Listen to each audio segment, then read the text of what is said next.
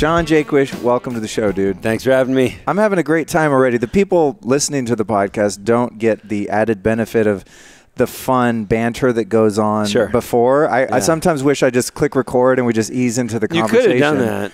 So the people watching on Instagram and Facebook Live, they see all the fucking around that happens before the actual quote, end quotes, interview. Sure. But we were just talking about the differences in our drinking habits and why I don't drink and you limit yours. Yeah. So, man, so here we are. We're here at OsteoStrong in West LA. We're definitely going to be talking about that. This is one of my favorite places in this city. There are places like this that keep me anchored to Los Angeles. Every time I want to move, I'm like, but what about OsteoStrong? What about Just Float in Pasadena? You know, what about my Kundalini yoga studio? There's so many resources here that have become part of my lifestyle. So it's fun to be here doing something other than working out, 100%. But we're going to do that afterward. Yeah. So before we get started and get your background and really dive in, what's new and exciting in your life right now? All kinds of things. X3 is really taking off. I think when you come out with a product, and we'll get into what that is, but it's just a very different way of looking at strength. And now and this is very common. We're going to talk about this too. When you talk to exercise scientists, they go, "Yeah, that's fantastic. It's kind of obvious. But why haven't we done that?" And it's with variable resistance. But most people who believe lifting weights is the best thing you can do to gain strength, this is just like an alien idea, or it's crazy. And so I got a lot of negative feedback from the potential customer.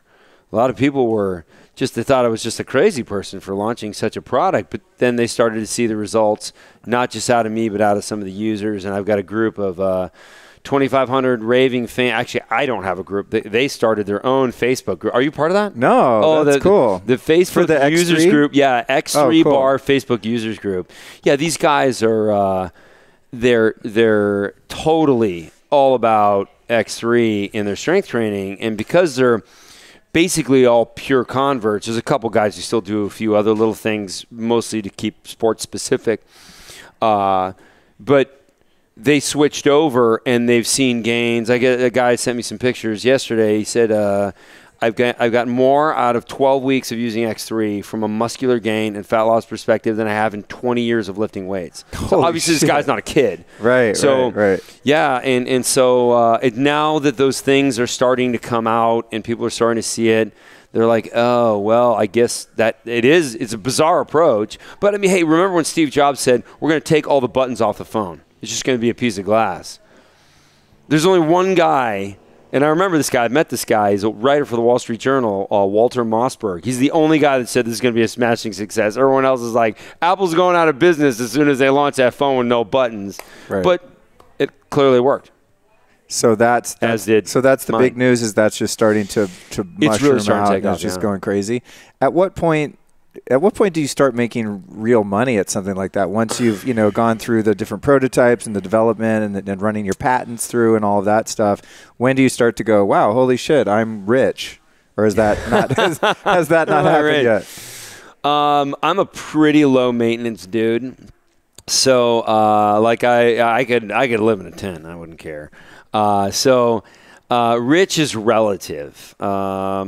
But what I will say is, at first I always thought that reversing osteoporosis, creating the OsteoStrong medical devices, was where the sort of real money was. And then I ended up, based on the OsteoStrong research, that's where I developed X3, because I made some observations with human capabilities in optimized sort of impact-ready ranges of motion.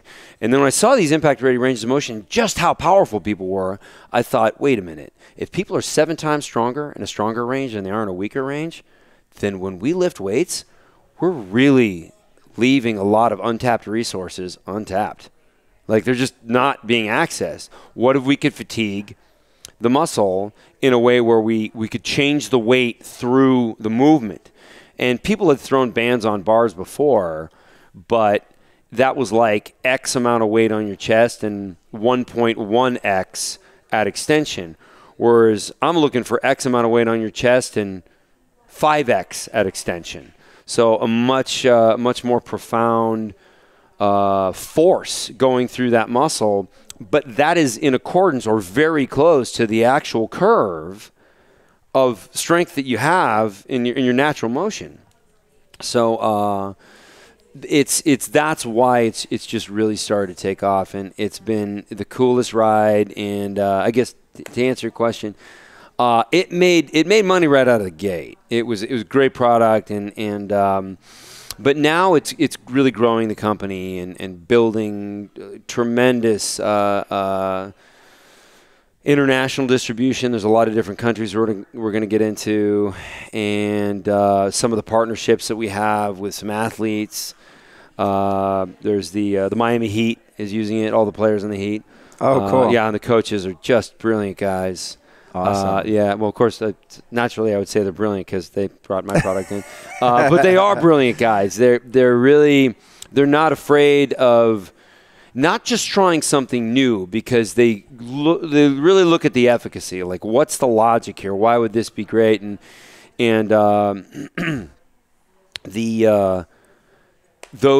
that strength coaching group, they just get it. It was fantastic, and then other people have followed on. A lot of people, when it comes to their sports performance, they want to be first to be second. Nobody wants to be the first guy to try something, because what if it doesn't work? What if it hurts me? What if it ruins my, whatever, neurological firing pattern or something like that? So a lot of people were hesitant in the beginning, but it's taken off now. Awesome, dude. Well, let's jump back into how you notice how I really totally avoided that when I'm getting rich question? Well, no, I'm always curious, because not so much about people that start a business, but specifically when there's an inventor of a product. And I know there's the research and development, there's the prototyping, there's a lot that goes into bringing something to market, a physical product. And I've never done business in that way. I've always been in like info marketing and education and working as a freelance artist. And so the idea, to me, it's just interesting, I think, because I've not done it, of having an idea, seeing it come to fruition, and then building a business around a physical product. So it's something I don't have experience with. What's the weirdest thing about when I tell the story about where X3 came from? I developed it because I made the observation, the seven-fold difference observation. So I made a drawing, showed it to the engineers that I was working with bone density, and a consulting company in Northern California. And so we built a prototype. Actually, we built like 3 prototypes.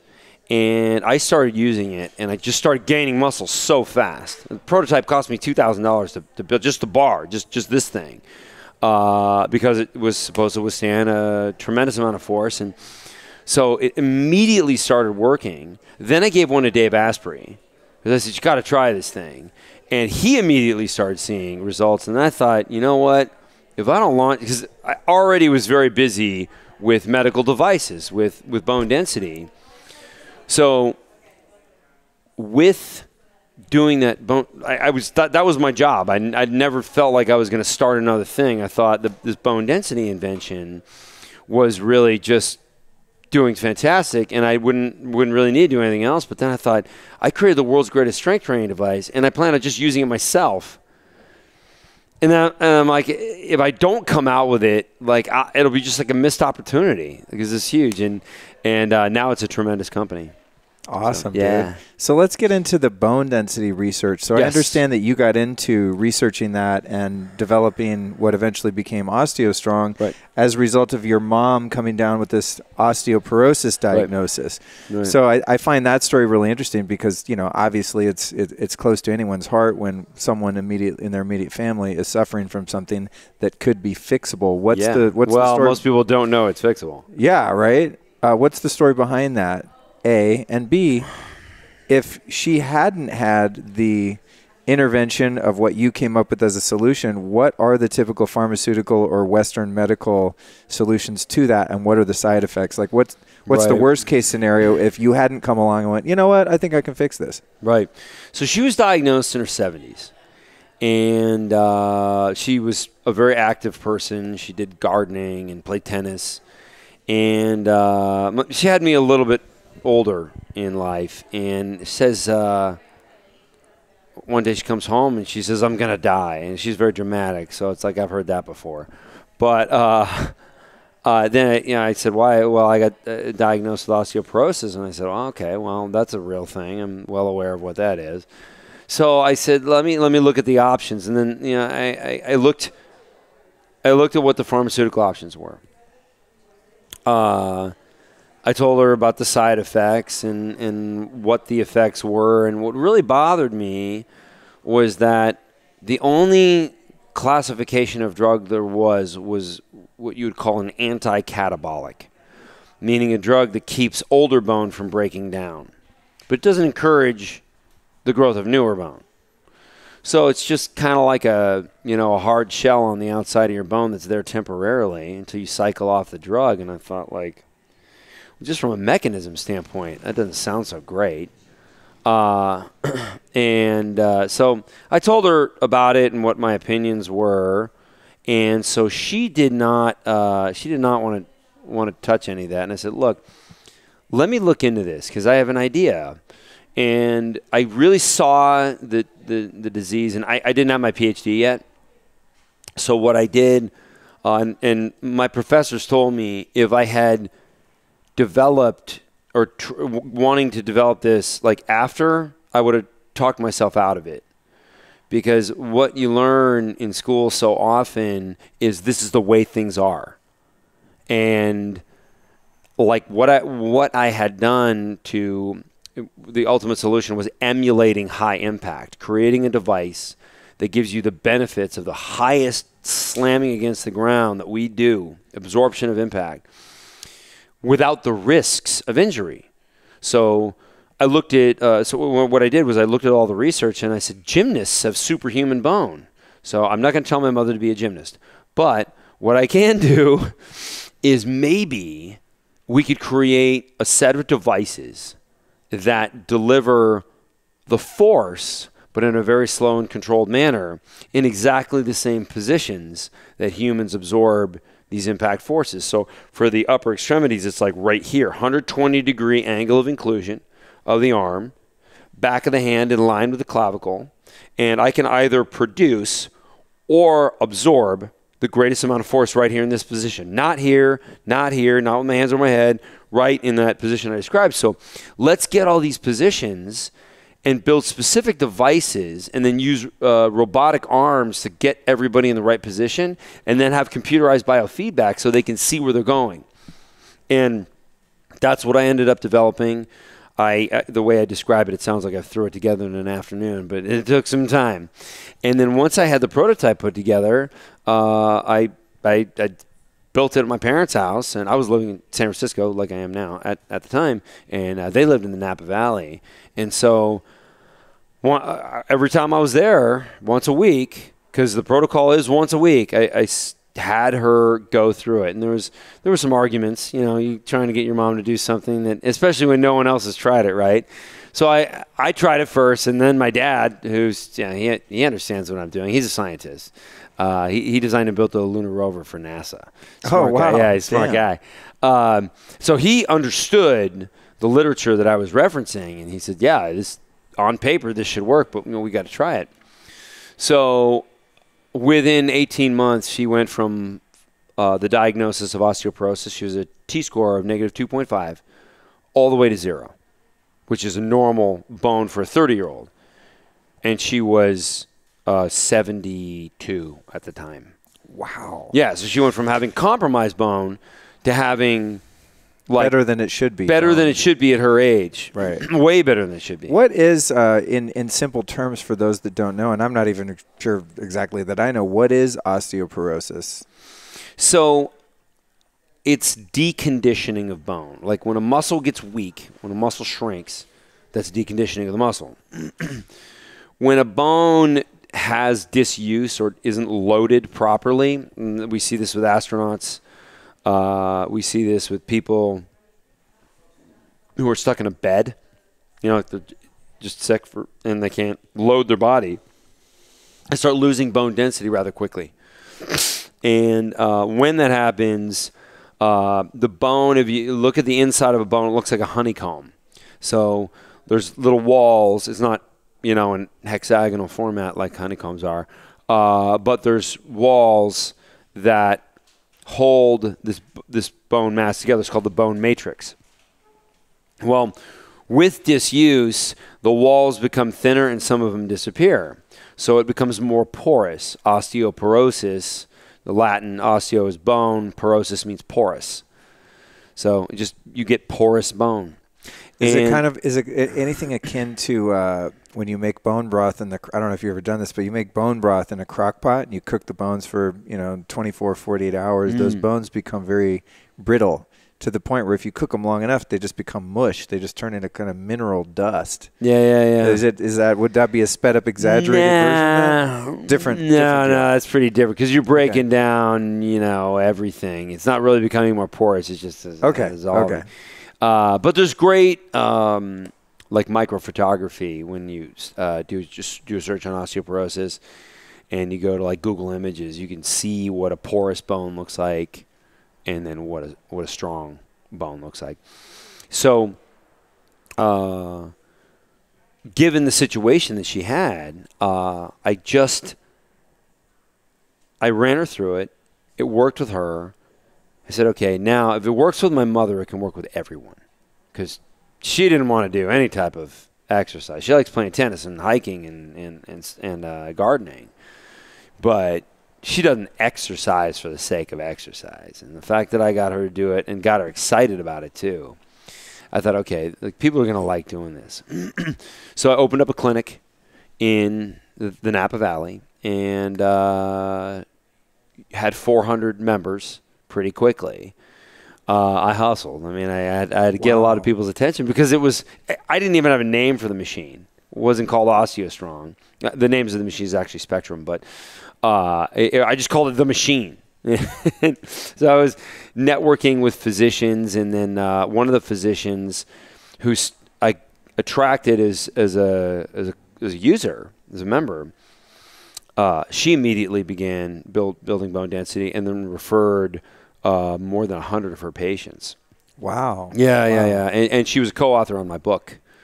And how many machines are there now? I mean, we have them here in the room. There's 70 locations of OsteoStrong now. But I mean, the actual I guess you call it a circuit of machines, like in the location we are here in West LA. What are there, like four machines? Yeah, that do different parts of the body. There's different 4 bones. positions that we could look at this in a couple of different ways, but 4 big positions that we absorb high impact force. There's the way we absorb upper extremities. Lower extremities is a 120-degree angle behind the knees, same as the 120-degree angle right here. The spine throughout, so the positioning of the shoulders and getting the spinal curvature as you would absorb high-impact forces. It's different than being relaxed. And then the core. And so those are the 4 positions. It only takes about 10 minutes to run through the protocol, and you only have to do it 1 time per week. As you might have guessed from looking at me, I'm a guy that forces myself to work out, but I don't. It's not something I've ever enjoyed. Like kind of like your mom, I like to be active and do stuff, but exercise for the sake of exercise has never been my favorite. Sure. It's kind of like I make myself do it because I want to be healthy. But I think that was one of the first things when I first tried the OsteoStrong training and going through the sequence. I'm like, sure. we're done. I mean, it's so fast. I mean, each machine is, I wouldn't say it's hard, but I mean, you're exerting a lot of effort and force for a few seconds. Oh, I got criticized about this. And then you're done. I'm like, can this actually work? When I was work? writing my dissertation, like other than my professors, I was only working with medical doctors, and I never met one that told me something other than, this is never going to do anything. Because you're exposing, it takes 10 minutes to go through the whole protocol, but you're only exposing each kinetic chain for a few seconds to these high-level forces. And, of course, if impact is the greatest stimulus to bone, how long are you under tension for impact? Good point. 1/10 of a second, 100th of a second? Good point. So, by comparison, what we're doing is a marathon. And this whole, like, time under tension thing, which is sort of like I'll do a falsehoods of fitness video on that. I mean, yes, it's It's an oversimplification of what the body needs, and it's missing out on a couple of key elements of stimulating a change, of showing the central nervous system that something needs to change. Because that's what we do, and that's also something that exercise science understands, but applied exercise in fitness or in physical medicine facilities like this, the idea of what you're trying to do, and with just about everything you're trying to do with biohacking, you're showing the central nervous system that there's a deficit of something in your body. Like, you don't have enough tendon, or you don't have enough bone, or you don't have enough muscle, and the body works to fix that problem. So we can only talk to our central nervous systems via creating environments. If you put your body in an environment where you seem like you want to be a broken down car, your central nervous system will say, great, you're going to be a broken down car. You can barely move. If you put your body in an environment where you want to be an economy car, like let's say an endurance athlete, hormones drastically change. Upregulate cortisol to protect as much body fat, as in staying as fat as you can as long as you can, which is what long sustained cardio does. Sorry, cardio fans. There's only 40 years of research on this. So that's sustained cardio. But your central nervous system is saying, okay, we got to be an economy car. So it upregulates cortisol to protect body fat, downregulates growth hormone to get rid of as much muscle mass as possible.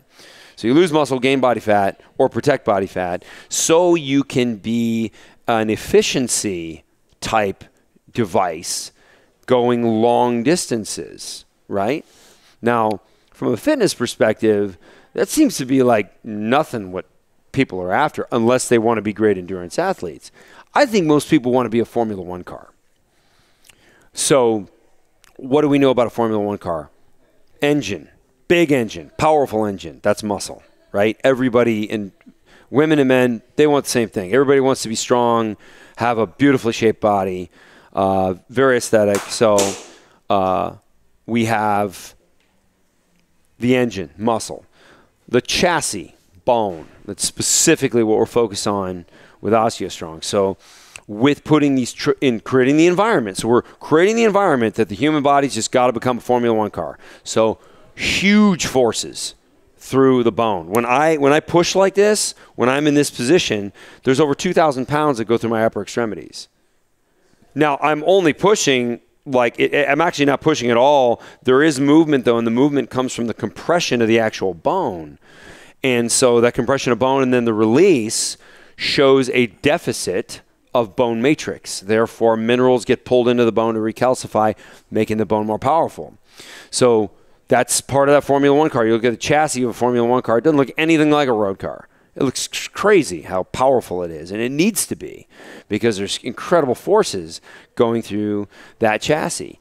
And a Formula One car doesn't have a gigantic gas tank either. Like, they got to stop for gas because they got to stay light. And so that's the type of thing that I was after, is what do we need to do to create those environments? And that environmental model just articulated the way that I was talking about it. I don't think a lot of applied exercise professionals, they don't quite see adaptation that way. I don't know how they see it, but I know they don't see it that way because I see some of the recommendations and I want to ask, what do you think you're doing? Because I know you're not doing anything that's going to create an adaptation because it's not the environment. So that's that premise is the way I approach everything. And that's how X3 came to be, and that's how OsteoStrong came to be. Well, I got to say something in terms of a testimonial. As I said, not someone that's been super into working out, just doing it as needed. I would like to have an aesthetically great-looking body and be in shape and have some muscles and stuff like that. And it also does feel better to be stronger. You're lifting a suitcase or got to climb some stairs. Like, no one likes to feel weak sauce. But when I first started coming here in OsteoStrong and using the bone density machines, I was not in a period where I was lifting weights. Sometimes I do that. I get off on a jag and I do high intensity training, body weight, pull-ups, push-ups, whatever. Sure. My brother has a gym. He's a great trainer into kind of functional fitness kind of stuff. So I go through phases and I go, shit, I'm feeling stronger. I can do more push-ups, more this, more that, whatever. Pull more weight, push more weight rather. Or pull in some cases if it's a pull-up. Right. But anyway, long story short, I start coming in here doing the bone density just because I'm like, well, it's good for you. And after the first couple of times I did it, and I want to ask about this too, I feel, this is still the case, I felt so high afterward. I was in such a fucking good mood. I'm just super happy. I don't know what's going on with hormones and neurotransmitters, but something was happening. You got it. So that was happening. I mean, I'm just like, if I'm depressed, I need to get to OsteoStrong and just push these goddamn machines for 10 minutes and do the vibe plate before and after, and I feel like a new man. But what was really trippy, dude, is after I'd done, I don't know, maybe 3 or 4 weeks of once a week, and then went back into the gym and started doing push-ups and pull-ups, I'm a goddamn beast. But I didn't build any muscle. Right. It's so weird. Yeah. So OsteoStrong, it's good to make the distinction. Yeah, I'd go to do some push-ups or pull-ups or just simple stuff, or even just, curl like a big, like some heavy weight and think, oh, I'm only going to be able to do 2 or 3 of these, and I'm doing 10. I'm like, what? How? I was not working out. How did I build muscle? And I started to make the correlation that I'm getting stronger from this, even though I'm not doing any weight training or doing anything that would classically build muscle. It's so weird. But it's the chassis you're talking about. It's like the frame. Right. So unlike an automobile, a Formula One car, we have a central nervous system. And that central nervous system has feedback loops all over the place. And when I speak about how much force, like we have elderly deconditioned females putting 7, 8, 9 times their body weight through their hip joint. And so I say this to a group of elderly people, and they're looking at me like, I'm not doing that. That sounds dangerous. And I said, I'm going to ask you a question. Everybody hold up a fist like this, like you're angry. Hold up a fist. Can you squeeze that fist hard enough? Look at your fist. Can you squeeze it hard enough to break your own finger? And they'll do this. And they'll go, no, I can't. I don't think that's possible. Right. The reason is, and this is very important for people who exercise or who want to ever exercise, keep in mind, neural inhibition.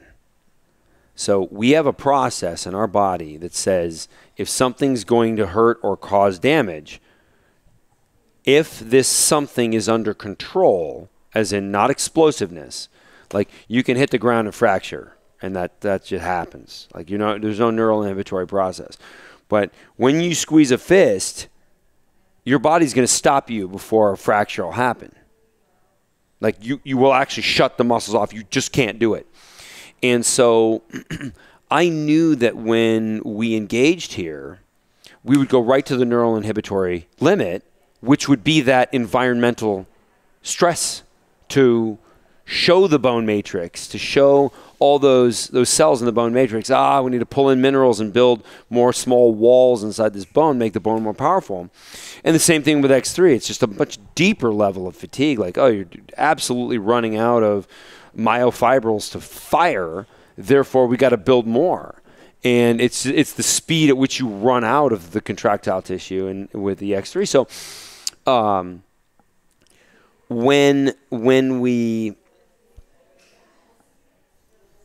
when you experience that, what happened was you built bone mass. Therefore, normally when your body would shut you off when you're going through a movement, it didn't shut you off. Oh, interesting. Yeah. Interesting. So it sort of unlocked a hidden potential. It's a very another way. Now, younger people don't have that same experience. How old are you? 48. 48. Yeah. I mean, definitely people past 30 start noticing that. Sometimes I'm with a 25-year-old guy, and he's a professional athlete, and they don't have that same experience because they're able to fire enough muscle to be at that limit where they're not, or they're high impact athletes. You work with gymnasts. Gymnasts, it's funny, they come here, to OsteoStrong, and they put tremendous forces through their body, and they have slivers of progress. Just, 1%, 1%, 2%. And they're like, well, why is everybody making more progress than me? Because they see like an NFL player making like 10% progress every time they come in. And I tell them, because you're already at such a high level of bone mass, you're already able to fire because of the way you protect yourself when you hit the ground. Now, ultimately, you want to do it because you're becoming fracture-proof.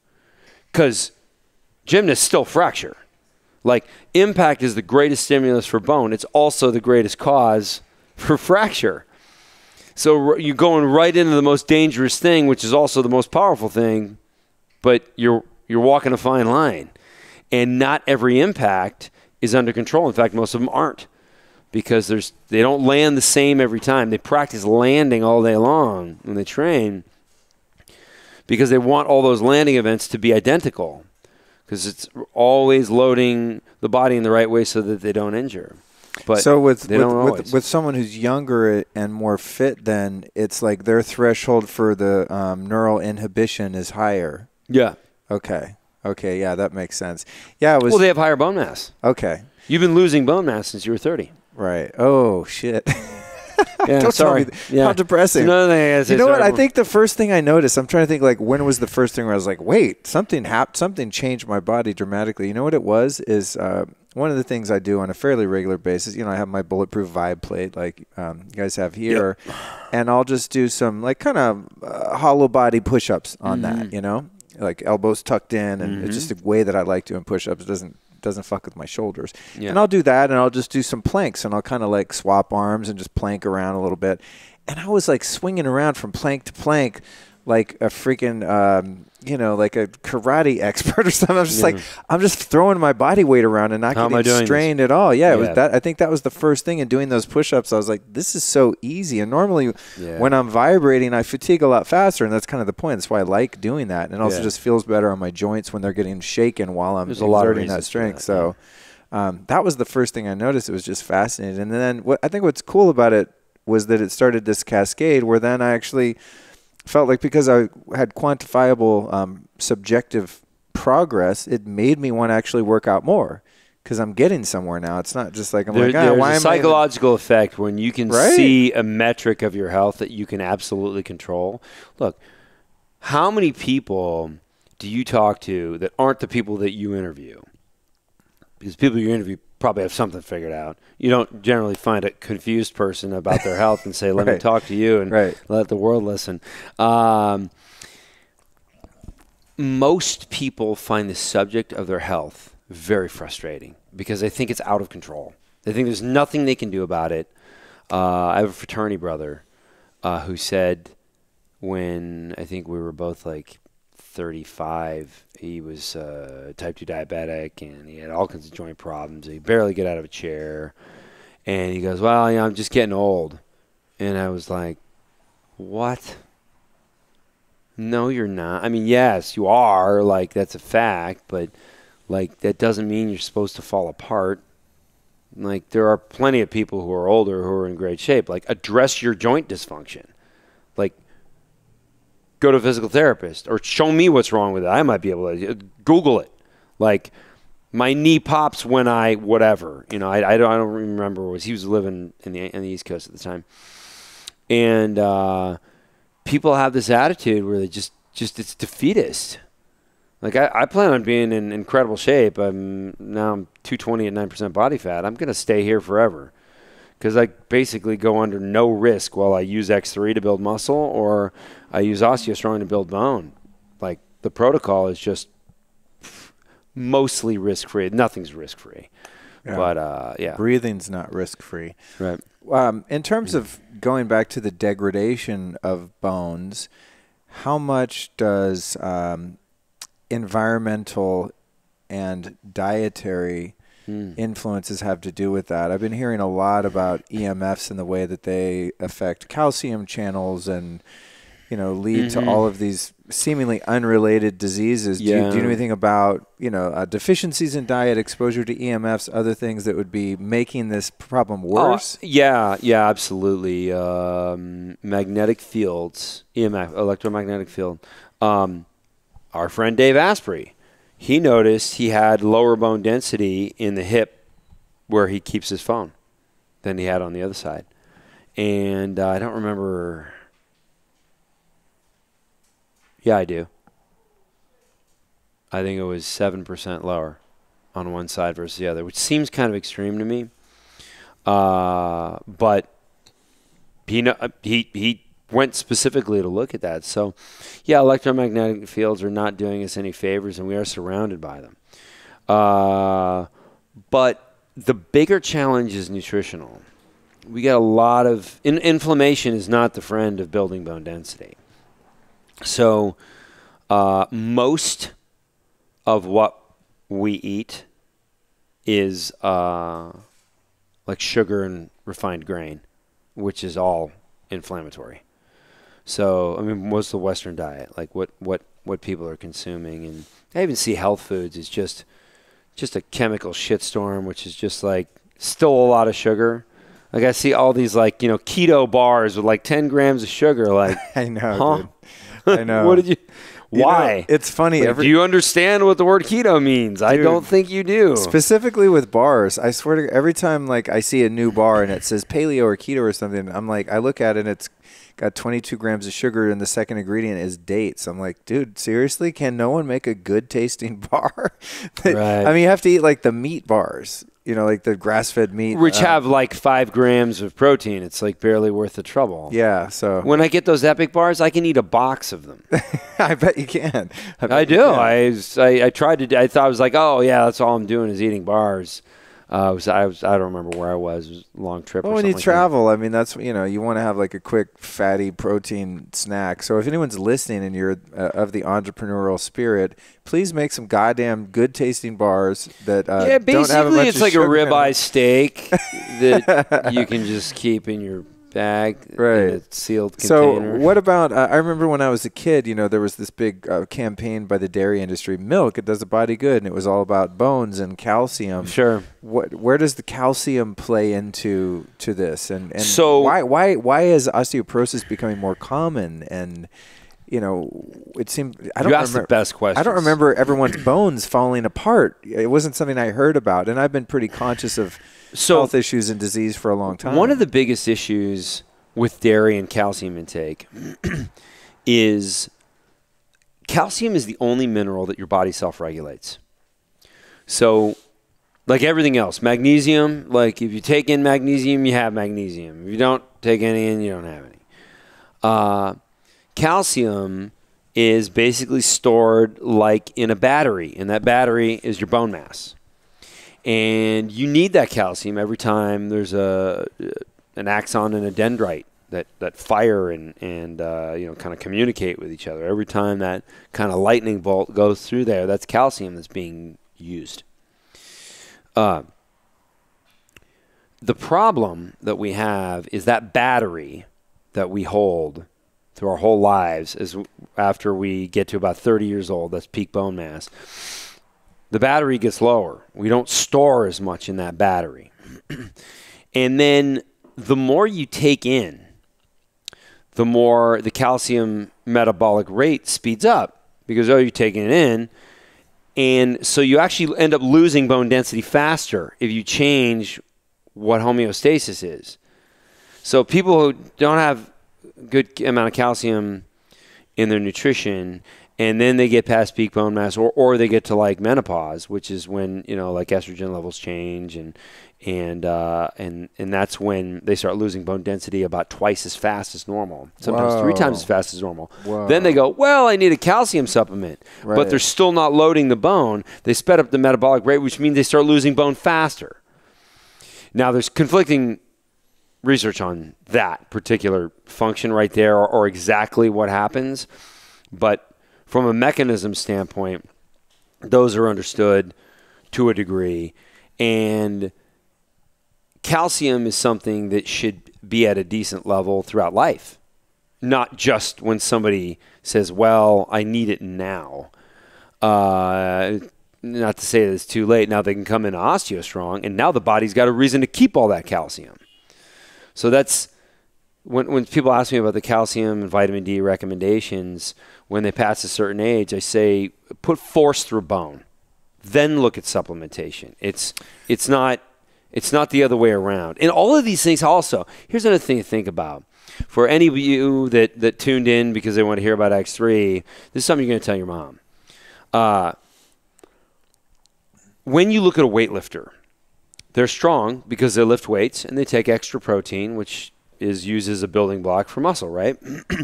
What if they just quit lifting weights and just took in the protein? What would happen? Would they still build big muscle?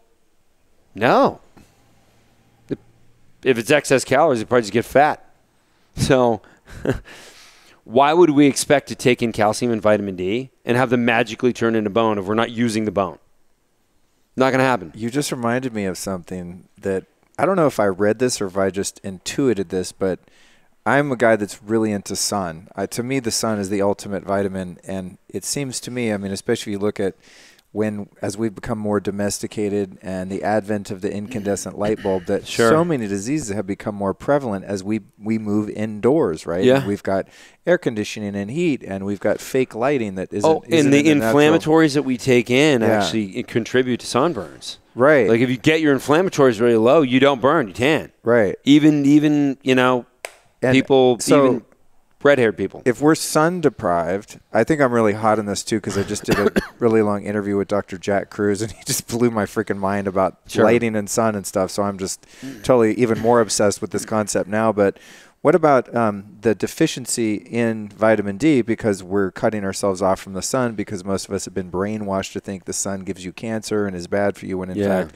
it's the biggest anti-cancer practice you can do if you do it safely. Where does vitamin D play into the loss of bone or our ability if we add force and these things that are positive for bone growth? How does vitamin D and sun play into that? So there's a much bigger conversation about what vitamin D we should have. A lot of the base levels, a lot of the normative data that we have on minerals, vitamins, was created based on survey data of averages in like the 1950s and 60s, back when we had the food pyramid and everybody was eating cereals and grains. They actually use that fucking word, cereals. That's funny.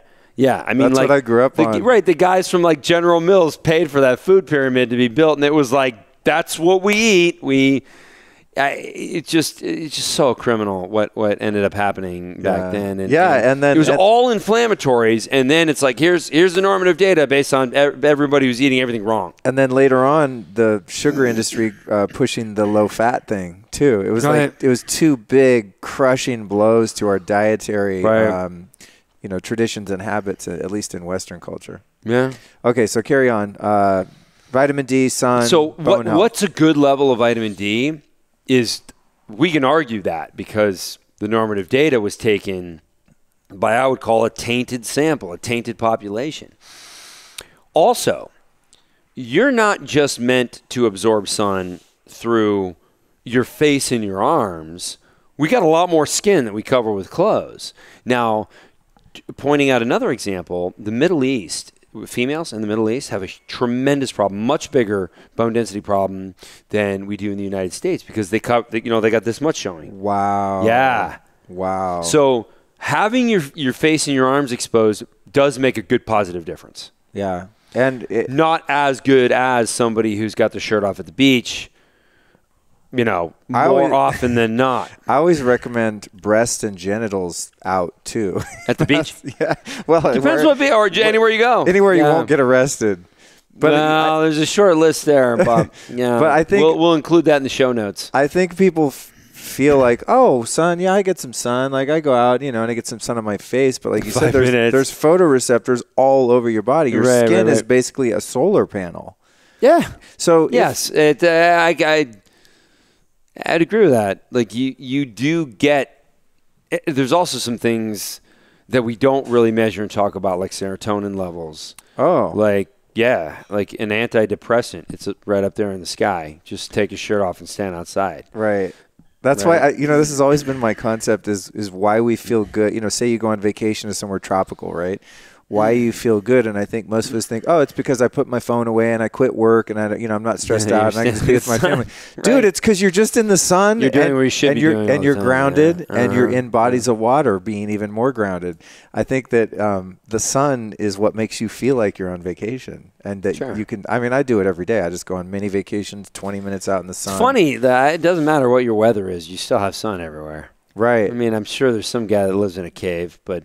For just about everybody, you don't need to be by the beach. You got the sun. This morning I've been having this thing I'm doing lately, a practice I'm very committed to, and that's watching the sunrise every day and doing my sun gazing. And this morning I got up to do it, and it was cloudy. It was overcast, which is rare in LA. And I was like so bummed. I'm like, God damn it! I woke up at 6:50 for you're still getting it, right? Right. Well, that's what there. Yeah, that's what I had to tell myself because it felt like I wasn't. So with the vitamin D thing. I just, I'm super curious about the way all of these things work.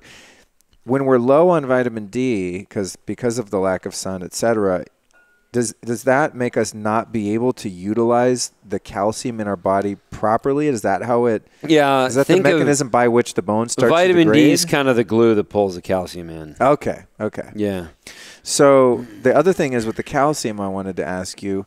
I stopped taking calcium supplements ages ago because I started to read a lot of negative, I won't say press, but just doing some research that indicated that most calcium supplements are kind of like chalk or dust, and they're not bioavailable. They're not. Yeah. They're inorganic minerals like calcium in water that most you can't vegetables uptake. are not bioavailable either.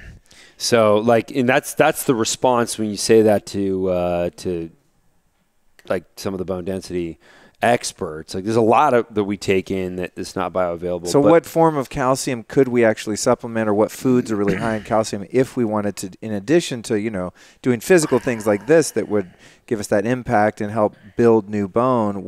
How's ways that we can get more calcium into us? There's meats with great levels of calcium. Also, don't, cut the tendons and ligaments so far off the meats you eat. Like I power through a lot of bone material when I eat, especially chicken.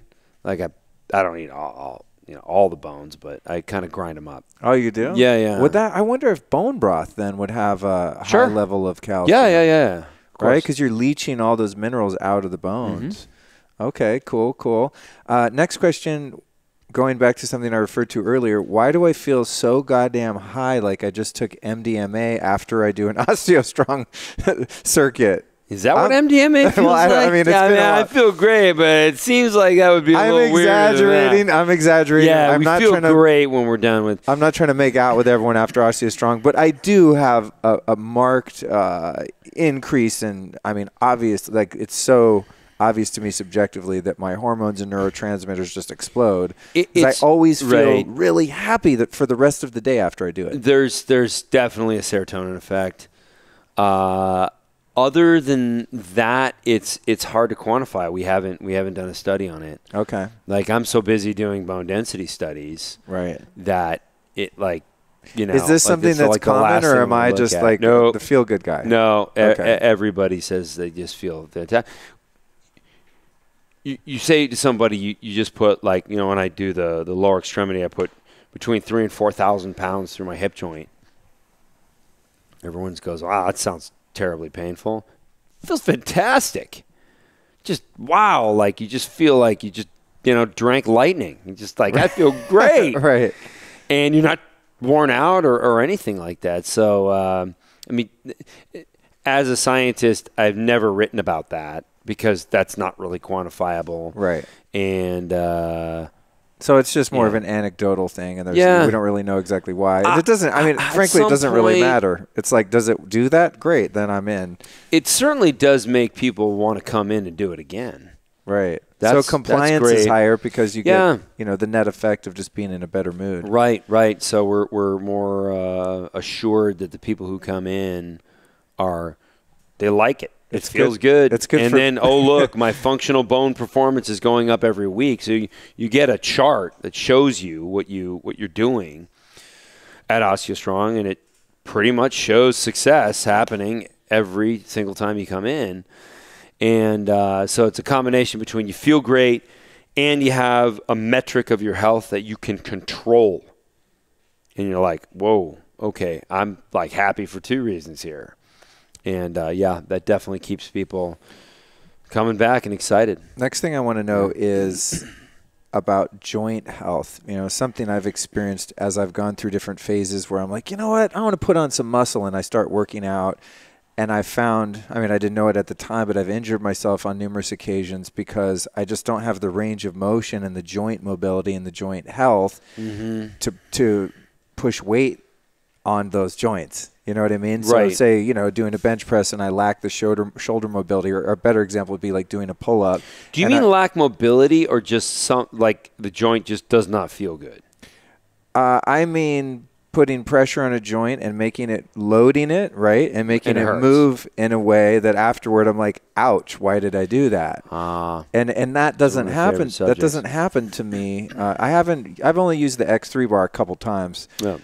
So I can't speak to that, but I do know that numerous times, and a lot of people I know too, are just kind of the meathead gym rat generation are all about gains, but often injure themselves because they don't have the range of motion to work on, whether it's free weights or machines, and they end up getting hurt. Right. So the range of motion really has to do with that neural inhibitory process combined with a lot of either damage from a traumatic event or just sort of micro trauma happening over time.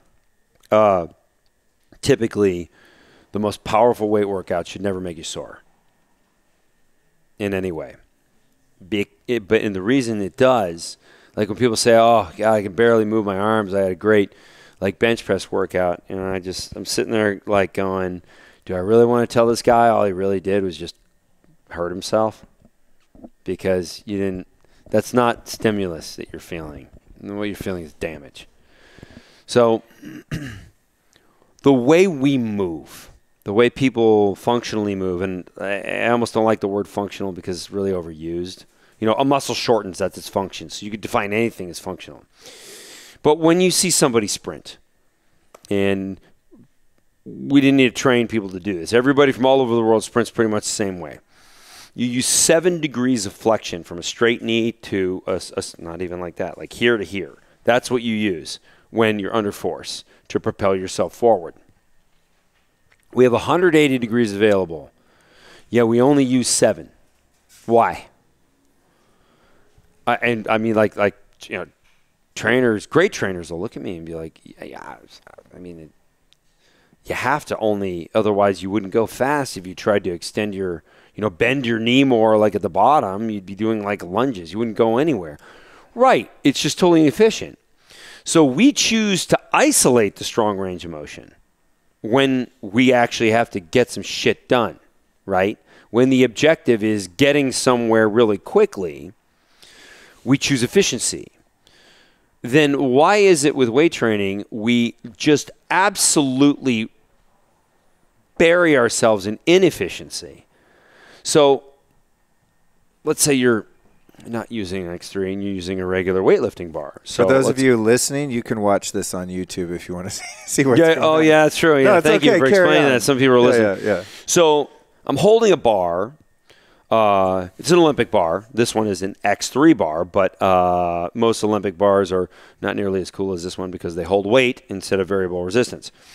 And the problem with a weight is that it's the same when you got it laying right across your chest as it is when you're at full extension.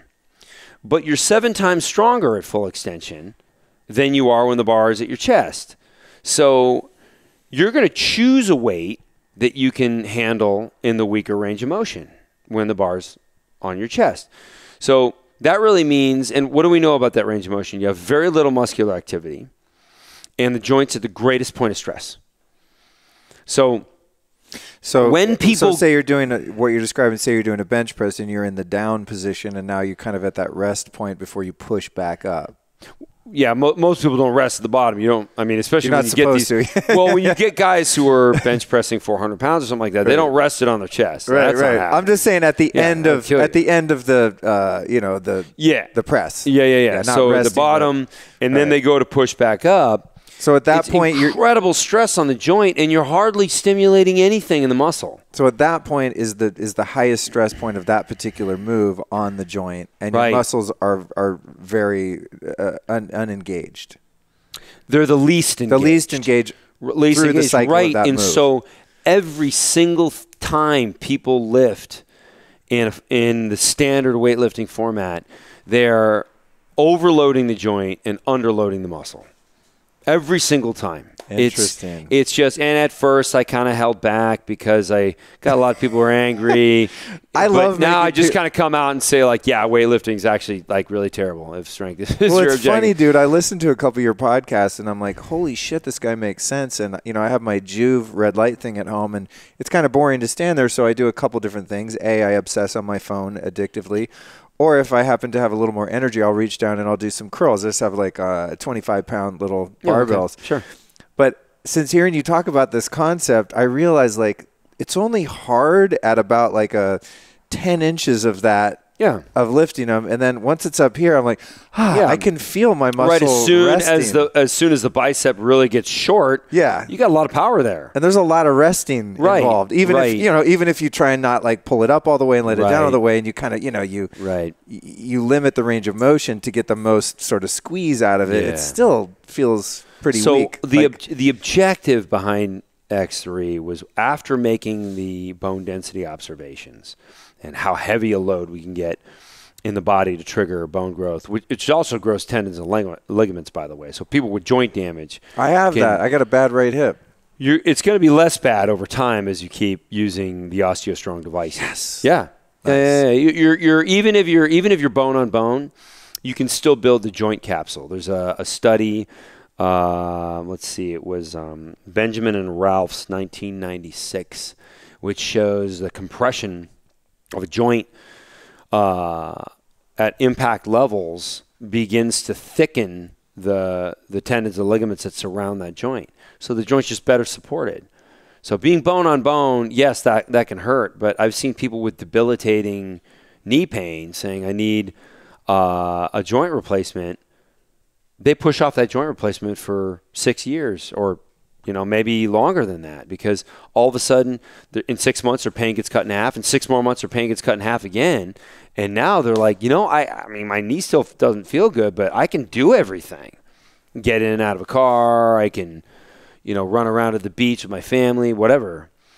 So now from a muscle perspective, so X3 is about building muscle and dropping body fat.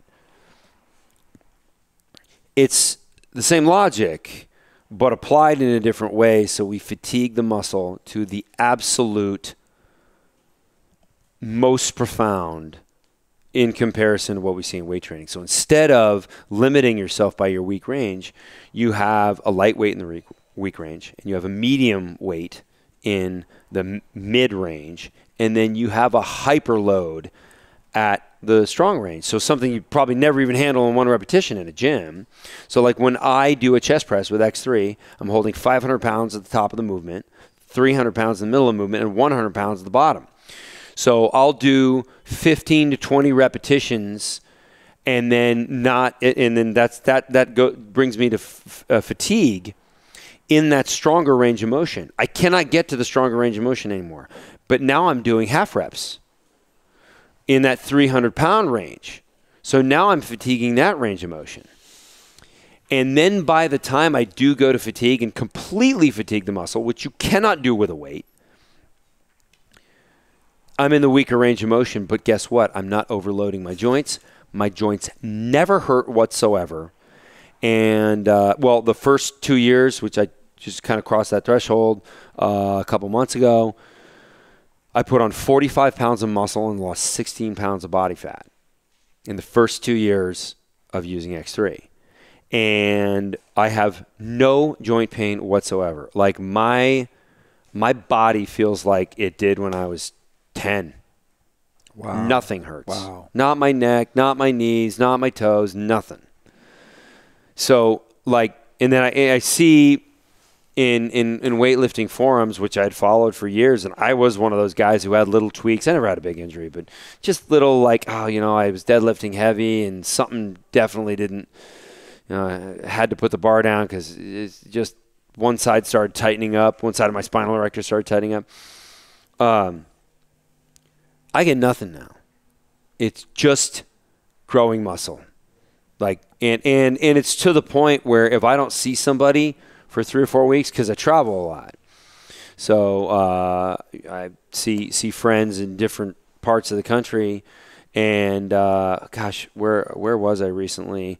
I was in Miami, and I had my shirt off, and I was taking some pictures, and I saw some people who I hadn't seen in like 6 months, and they're like, "Did you put on another 10 pounds of muscle?" So, like, I'm growing quickly, and I'm in my 40s. This is unheard of. Like, generally, it doesn't happen ever. And that's why. It has to do with the appropriate level of force and the appropriate range of motion. And it's so simple. For people that are listening, speaking of the simplicity, I just want to explain, for those that don't know what the X3 bar is, we're looking at it right now, and those of you that are on YouTube, we're gonna work out after the interview and show the OsteoStrong machines and also show the X3. And I'm going to do a little workout because I want to try it out with the man who invented it himself, because that's the privileges you get as a podcast host. But essentially, we've got a bar, right? What do you call it? An Olympic bar? Yeah, it's a spec of an Olympic bar. So it's a knurled steel bar, and then it has bearings that allow these hooks on the end that hold the world's heaviest latex in place so that you can change your joint angle. Oh, and cool. It always stays level. See, you don't get that when you lift weights or work with machines. No, you don't. Oh, that's interesting. Right. So that's why your joints don't get... Well, Olympic bars do have bearings They do? Oh, okay, Olympic bars do, but standard machines don't. Right. Okay. So there's a lot of awkward wrist positioning in standard machines because people don't understand it. Yeah. The manufacturers have no interest in adding complexity and cost to their equipment. So sometimes somebody will use like some kind of chest press or something like that, and they'll notice their wrists are a little sore afterward. It's because there is a little torsion in there. But if you haven't worked with a trainer who has some sort of concept of biomechanics too, it's very easy to injure yourself because, especially in machines, I mean, free weights, I think a little less so, but in the gym machines, I'm always like, I don't think I'm doing this right. You could feel your joints hurting. Neural inhibition. So, okay, so we've got the bar, and then there's these thick bands. The one I'm looking at right now is like, what, 3 inches wide, 2.5 inches wide? Yep. And about 2.5 inches wide, like 3 feet long, 3.5 feet long. 41. It's a 41-inch loop band, but it's not made of petroleum rubber. This is tree rubber. It's latex. So actual latex. Yeah. And like when you do the chest press, it's doubled over around your back, and you push the bar away from you. But that's as thick as my pinky finger. Yeah, it's block intense. Of latex. That is, it's like King Kong. 2.5 inches It's like a wide. rubber band to King Kong. Yeah, it's like something like that. Yeah, and then there's a plate for depending on the move you're doing. This band is 300 pounds at extension for doing a chest press. Jesus. But if you're 7 times stronger in your stronger range, don't you really need that? Right. Because the people who are listening, you think about, I'll never need a 300-pound band. Well, yeah, you actually will. Because you have no idea what you're capable of in the stronger range of motion. Right. And that's when people get it and they go, wow, I can actually use like the heaviest. Some of the stronger people can use the heaviest band. And then this isn't even we sell one called the Elite Band, which is separate. And that's 500 pounds. Wow. Yeah, and then people can even combine them. I know a guy who deadlifts with the heavy band and the Elite Band. So that's 800 pounds. Jesus, yeah. Dude.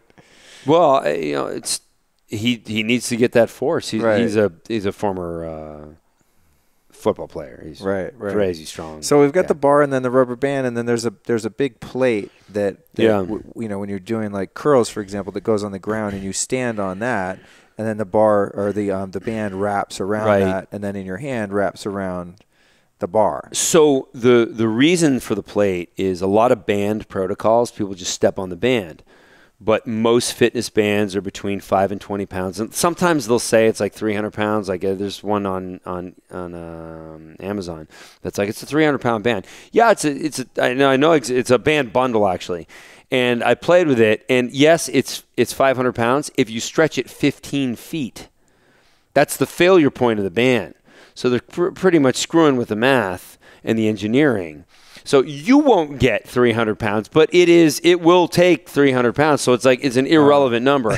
I'm talking about what's actually being put into the muscle. Right. That's the only thing that counts. Right. Like actually all of the bands for X3, I mean, ironically, are tested up to 1,000 pounds. Even the tiny one. Wow. So it's like they could all be called 1,000. So that's just some goofy thing that. And why do you use latex instead of rubber? Because molded rubber stretches out. Oh, so it wears out. Yeah, it wears out real quick. Especially with the very high forces that people are capable of creating with this type of strength training. So molded rubber is junk, and most of these rubberized band fitness products, they're $20 kind of pieces of junk. They might be okay for like rehabilitation, which is why you walk into a physical therapist's office and you see a lot of band products, but a lot of those for like outward rotation kind of thing. Right. Yeah, they're not for strength training. If you took these latex bands and you tried to do a deadlift without this ground plate, you might injure or break your ankles. Oh, right. Because of the force that's turning your ankles in. So what I needed to do is create a second ground. That's what this is. Right. So the plate is. So the plate, the bar, and then the band set are all critical. And when I travel, I don't leave part of it at home. You got to have the whole thing. So and then you don't have to go and I think one thing that's cool about this, and now of course I need to get one of these and make myself work out. One thing that's cool, and I think one of the biggest barriers to entry for me is the idea of going into a gym under like really bad artificial light and EMF. It's like not an environment, and really bad music usually, or at least what I consider bad music that's really loud, and the smell of all the plastics and rubbers and off-gassing. It's like, to me, most gyms, fluorescent lights that are buzzing. Yeah, dude, most commercial gyms are like the most unhealthy environment, and you're going there to get healthy. So I think what's cool about this, I'm like, oh, dude, I could go out in the woods and do this. I could do it on the beach. I could do it on the lawn. I always film my videos outside. Sun. Yeah. That's freaking cool. Yeah, lifting outside is great. And so how many, if somebody buys one of these setups, how many different parts are there to the X3 bar, and how much does it cost? Or are there different There's variations? There's the bar, the band. I'm sorry, the bar, the plate, and then there's 4 bands that it comes with. Oh, okay. Of varying degrees of power. Most of the lower strength individuals can use the lightest band. Most very strong people are doing great with the stronger band. And then the elite is, as the name would suggest, for really strong people. And there's probably, now what's very interesting is the customer base has typically been very high level strength guys. Oh, we have an elite. Yeah, here's an elite man. Yeah. Dude. This looks like it's part of a tank or something. Yeah, this is crazy. It's like a tank. And, Holy crap. There are some people who get it and they're like, yeah, I got it. I actually can't move it even a millimeter. Right. I think. But what I tell them is just keep using the one a level lower, and you'll get there. Right. Wow, dude. And how much does it cost to get one of these setups? So, it's $530, $529 for the setup, and then it's $89 for the elite band. But your listeners get $50 off, and the discount code is Luke. Woo woo. Yep. Love that. Listen carefully. I love that. My listeners love that too. Yep. So many people get that now, and also people can, when I've used it, it's been here at the OsteoStrong in West LA. Right. And I've, let me make one distinction. Yeah. Just make sure, and I got some confusion after I did the Dave Asprey podcast. What's your dog eating? Nothing. Okay. She's just having fun. Okay. X3 does not do bone. Yeah, right. I got that. This is for building large muscle. Yes. Women love it because it grows hamstrings, which women have a lot of very, very underdeveloped hamstrings typically because it's deadlifts that build hamstrings, and that's dangerous for the back, and women don't want to hurt their back or their neck. So when you do an X3 deadlift instead of a standard deadlift, you offload the position where you normally injure, and you hyperload the position where you're powerful. And you just grow. So hamstrings get bigger. Right. And it stretches the skin. So the reason a lot of leaner women, and I hear this from women all the time. In fact, if we ever want to get the attention of a lot of women, we could just go to a restaurant and start talking about hamstrings growing and stretching out the skin so cellulite goes away. Like every woman in earshot will stop talking and like lean into the conversation. Wait, what did you just say? So this is a huge issue. And now they can deliver that force into their hamstrings. You just grow that muscle a little bit, stretches the skin out. Now what you thought was body fat was just really loose skin, and it's not loose anymore. It's nice and tight. And it looks feminine. So basically for like $500, you have your own home gym that's totally portable. You could throw in the trunk of your car. And totally superior to like anything else. Right. Yeah. That's I'll never lift a weight again. It's just a waste of time. That's kind of what I'm getting. Yeah. In terms of going back to the OsteoStrong machines, as I think about living somewhere other than Los Angeles where I've been for 30 years, now I'm so, hooked and habituated into so many great things like I have here. How well heeled would someone have to be to like buy their 4 OsteoStrong machines and have them in their house? Are we talking like a couple $100,000 or something? Yeah. It's pretty out there, right? Yeah, it's pretty out there. And actually, we don't even sell them to individuals other than investors like Tony Robbins. Right. So Tony Robbins has them in his house. I bet. He has everything in his house. Everything I've ever heard of that's awesome, he has 5 of them. Seriously, every time I hear about a biotech that he does, he has rooms at each one of his homes that are just full of all of his kind of biohacking stuff. Yeah. Well, he's a good he's a discerning user and customer. So when he gets behind something, it gets my attention. And actually, come to think of it, that's how I first heard of OsteoStrong, was at his Unleash the Power Within in San Jose. He did quite a big presentation about it, and then I was working an event here in LA and met Sarah there because I was annoying her with my Juve light that was shining in her face. She's like, "Do you think you could turn that the other way or turn it off?" And then we became, I became friends with these two and coming in here. But yeah, when Tony gets behind something, it definitely signals that there's some legitimacy there. He seems to be on the cutting edge when it comes to this kind of stuff. So you with the business model with OsteoStrong, does it work as like a franchise model where they license the machine and stuff like that? Or? Yeah, and it's probably the coolest business that you could ever get involved with because the machines are robotic and automated. You still want the session coach to be with someone to answer any questions and make sure they're just using it properly. But the machines are pretty automated. They track data automatically when people log in. And there's not a lot of permitting, not a lot of cost to set up one of these things. So they're just dynamite businesses. And you end up with a lot of happy people that you're helping live longer and happier. Like if you and I owned a bar, at the end of some of the days when we wheelbarrow people out of the bar, because I just think you and I would own that kind of bar. Of course. Yeah. If you're going to have a bar, if you're going to have a bar, it's got to have a wheelbarrow and throwing dudes in there. Yeah. So, at some point we look at each other and go, you know what? I don't really know if we're doing the right thing for people.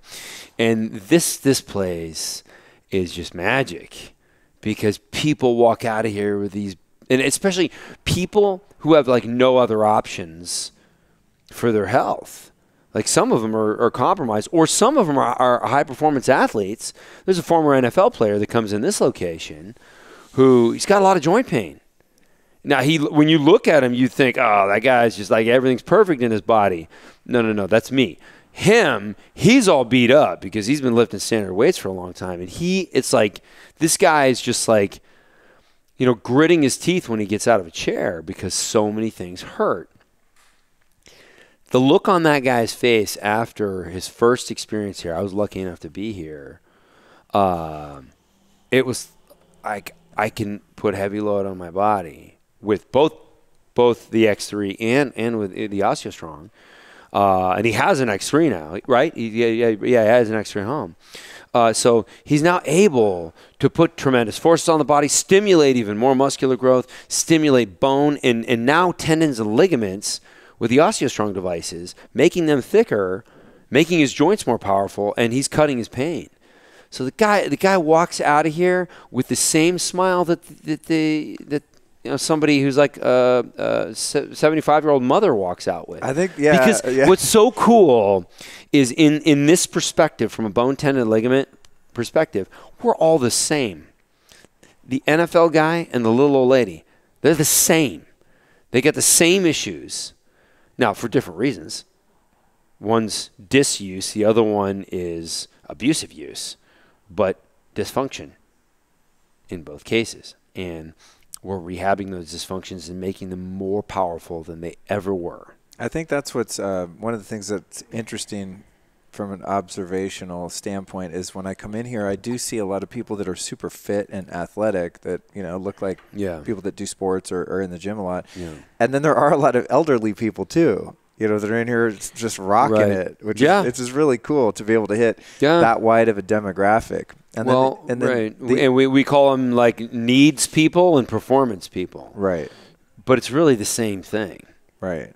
Yeah. And the other thing that you mentioned too is the software interface that tracks what you do. I think that's a really important component because, I'm incentivized by gamifying things when I'm, I track my sleep with my Aura ring, and I'm always tracking my performance. Otherwise, is that the new Aura ring? It is, yeah. I sanded mine down so it was a little less shiny. But it's great. Yeah. But, for example, just with that, I know sleep's important, and I try to go to bed early and get a good night's sleep, and I care about it. But I care about it a hell of a lot more when I wake up in the morning and I check my score, and I'm like, fuck yeah, 92. Or I wake up and I'm like, 64. Oh, man, what did I do? And then I look back and go, oh, yeah, I ate a steak at midnight, bad move or whatever it is.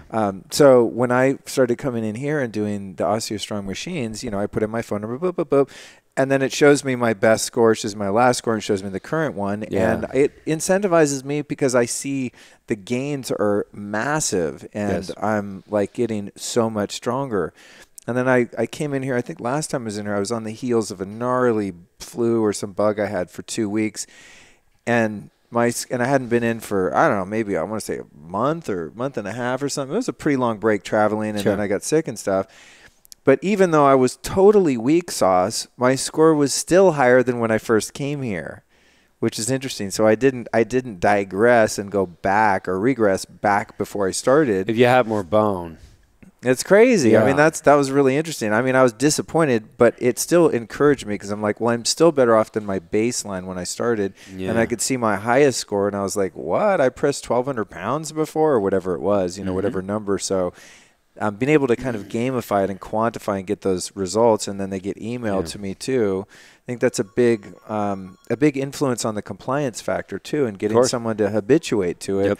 Whereas you come in, you're like, I don't know, is it working? I guess I'm getting better. It's like, who wants to do that? If I see my results every single time, then I want to beat my own score. It's like a video game. Yeah. It's like, why would you ever play a video game if there was no scoring? Well, and then also when you have friends that do it, then you're like kind of comparing scores and holding each other accountable. That feels pretty good too. How many different cities in the world do these facilities exist in? 70. What? Yeah, there's 70 locations. Are you serious? Yeah. I had no idea. I thought it was kind of just rolling out, and there was just a few here and there. It is just rolling out. That's a lot, though. Yeah, but how many? What countries is it in? Just for starters, for people listening, if they're like, I want to try this. Sweden, Denmark, Spain, Greece, Australia, United States. Wow, no wonder you travel a lot. Yeah. Yeah, and and the one we're in right now. Iceland is coming online very soon too. Oh, cool. Yeah. That's on my bucket list. I want to go there and go to Hot Springs. And then so this is the one in LA. Then we're in West LA. For people that are listening, a lot of my listeners live in LA and New York. Do you have one in New York City? Interestingly enough, no. That's one of because real estate is so, who can afford. I think space that's the question is like you test a business model somewhere and then New Yorkers are like, yeah, well, you don't have one in New York, right? Because it's just different. Yeah. But we have one in we have a couple in Connecticut. Just, okay. You could get there. No Hop, problem. skip, and a jump. Yeah. Take train. All right, so dude, when I'm looking at you, and I've never been highly incentivized by getting ripped and being a big buff guy. Me neither. Actually, maybe I was born with a decent enough mug, I think, that I could get by without having to be super in shape. But I look at you, and you're a freaking monster, dude. You are ripped. So my question is, if I fully committed to my bone density, using the X3, doing my 10 minutes a day, which I also want to ask you about too, because that's appealing to me that it's an hour and a half in the goddamn gym every day. If I committed to that, say for a year, and I went hardcore and was very disciplined about it, could I actually become a guy that had big muscles where you're like, holy shit, that guy's fit? Yeah, you could put on a lot even of though I'm an ectomorph kind of tall, skinny guy. So one thing, there's a lot of, like my video series I do on YouTube is called Falsehoods of Fitness. Oh, cool. I got to watch those. You're not watching that? No, you said okay. No. I thought you'd been watching them. That's from a couple podcasts I got that. Okay. So I started doing this recently. I just did my 5th one. Oh, cool. Okay, good. And just talk about like some of these things that just won't go away, like cardio is good for losing weight. Yeah, that's false. I did. You need to use a full range of motion. Like that's another falsehood of fitness. I take these things that training parts of a muscle, like there's people who have entire programs based on how to train your upper versus lower pecs. Yep, fake news. That you can't do that. Oh, really? Yeah. Oh, you just reminded me that was one of my questions, because one of the sort of body dysmorphic issues I have when I look in the mirror is I have these huge sort of caves up in my upper chest, and so it kind of gives me moobs, even when I work out my chest a bit and bench press and stuff. It doesn't build up here, so I don't. The whole thing will eventually develop. I don't get uniformly built pecs. Sure, and I do think there's somewhat of a latency. Like you'll see, like young guys when they start developing their biceps, the bicep just kind of gets wider instead of taller, and then that seems to come on later. Interesting. In development. Right. So some individuals it's a noticeable like a different shape coming into a muscle as the muscle develops, but the shape of your muscle, whether it be big or small, ultimately is like your fingerprint. Like you're not changing it. Right. It's just that's the way it is. Right. Like people with uneven abdominals, it's not like they trained wrong. That's like their fingerprint. They're just not even. And very few people have very exact even abdominal muscles. So so I try and dispel these myths. Where was I going with that? I brought that up. I was talking about whether or not I could get ripped. I think is where I was going. Yes. Let's get back to the most important question of the interview. So yes, absolutely. And the reason I brought up falsehoods of fitness is one of the things that's not a falsehood of fitness is the protein recommendations. So there's some very solid research on 2.4 grams of protein per kilogram of body weight, which is awful close because 2.4 versus 2.2, the conversion factor. So it's almost like a gram per pound of body weight for the American listeners. Oh, thank you. I'm an American listener. I was already trying to do the math. And you're right. Mentally fatigued. Yeah, so I weigh 220 and I try and get It's being 220, I'm 100 kilograms, so it's really easy for me to do that math. So I try and get like 240 grams of protein a day. Holy crap! That's not. There's guys out there. There's bodybuilders that say you need to have more than that. I don't know if you're. I'm going to put you on the spot with your math skills. So if I'm 180, how many grams of protein I want to take per day? That would be like 190. Okay. Yeah. Noted. All right, I'm going to pay attention to that. 190 grams protein. But if you just eat a couple pounds of steak, a pound of medium marbled red meat will have 100 grams of protein. A pound of chicken will have 125 grams of protein. Shit, so I need to step up my protein game. That's one of the biggest problems. Seriously. Is they're not getting the right amount of protein. Because I think that's my co-host, Cookie. I don't eat red meat every day. Some days I do fish, and some days I do fish. Fish, bacon, and grass-fed beef is probably my thing. But I feel like I'll make maybe a half-pound burger, and I'm full as hell. That's kind of my one big meal of the day. But do you have anything else with it? Ghee. Maybe a little sauerkraut, some avocado. Okay. I'm trying to think what else. That's pretty much it because I really suck at cooking. When you start using X3, which you're going to start doing, your appetite's going to go up because your body's going to remember that environment I talked about. The environment's going to be like, all right, we need to grow more muscle. Yeah, if I'm not doing any kind of high intensity workout or working with weight training at all, then it makes sense that my body doesn't have the demand for it. So I'm like, eat a burger every night, I'm good, kind of thing. You know who Dr. Sean Baker is? Yeah. Yeah. So the carnivore. Sure. I heard him on Rogan. Yeah. Yeah. He, I think he's up to like 5 pounds of meat a day. Oh God! But he's huge. He's tall, and he holds world records in indoor rowing.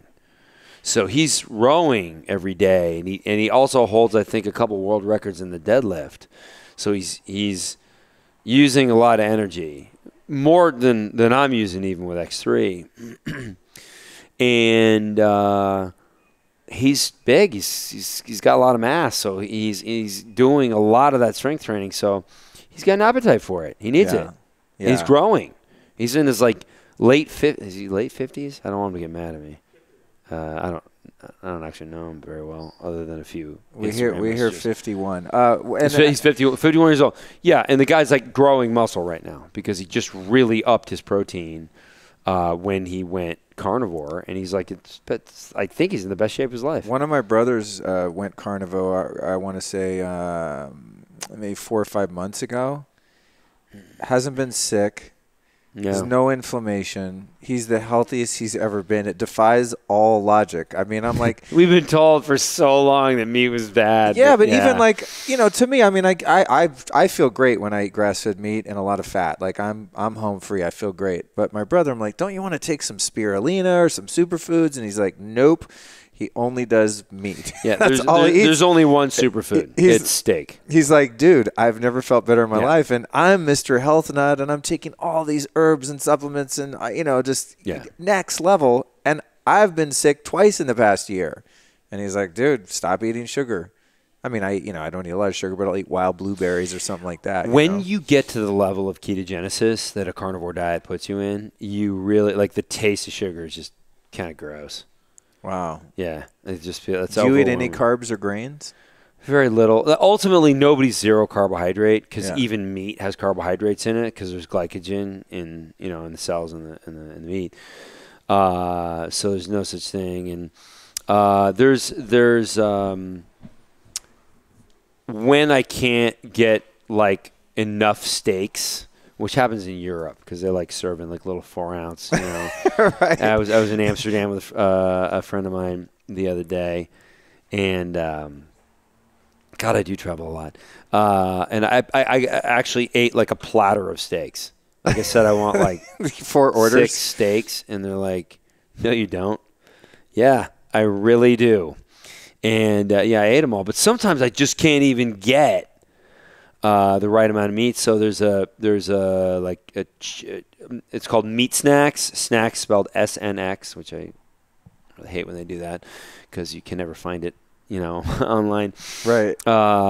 Made by two retired athletes, Dave Hawk and Kurt Angler. What was he, a weightlifter, and then he went to WWF. Oh, okay, don't know him. Yeah. You're not a fan of WWF? That's weird. You'd never guess. Looking at me. Those guys came up with this chicken protein product, which I've recommended, and it's not the best because they do cook it in vegetable oil, which is just that's a fail. Damn it. Yeah, it's a fail. But I'll do it every once in a while when it's just I have no other options. And it's just dehydrated chicken. Wow. Yeah. Cool. Well, I feed my dog dehydrated raw meat, and she seems to be doing well. Yep. Give me a couple. Oh, one thing I wanted to ask you before I forget, actually, and then I want to blast through a couple of the big health myths, because I'm a huge myth buster, and I just love shattering misinformation. You got to tune in to my false. I'm definitely going to, but I want to get a couple. The trolls are awesome because they come out of the woodwork, and I always say at the end, it's like, if you disagree with me, I don't care. Like, because I'm referencing published research. It's not like it's my opinion. Right. So I explain what the myth is and why it's inaccurate. And I usually give 1 or 2 studies, try and go for meta-analysis if there is one, because that's the strongest kind of medical research. Or physiology research, whatever. But ultimately, like, there are people who are emotionally tied to a training program. And when you show them evidence that is wrong, they're angry. Why? You think you're doing them a favor. I don't know. They're nuts. Well, they probably feel like they've been wasting their time, and they don't want to address that. But before I get into a couple of those, and then we'll start to wrap it up, so we can go through a little training circuit here, which I'm excited about. I've gone back and forth on. I'm a huge fan of ice baths and cryo, and also infrared saunas. When I first started doing it, I've been doing ice baths for a long time, but when I started incorporating them into a workout, I would work out, get super sore and sweaty, then I'd go in the ice bath, and it was amazing because I recovered so fast. I had no lactic acid, no inflammation, no soreness.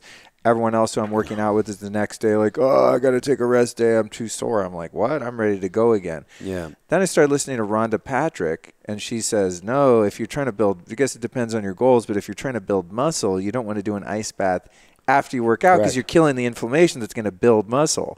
So I started doing an ice bath before I work out, and I'm a zillion times stronger. I don't get fatigued. I'm not all hot and sweaty. I feel amazing. So now I've switched my preference to doing an ice bath before I work out, and afterward I just let it roll. Yeah. Or I might go do a sauna. Do you have any? Totally correct. Yeah, you have.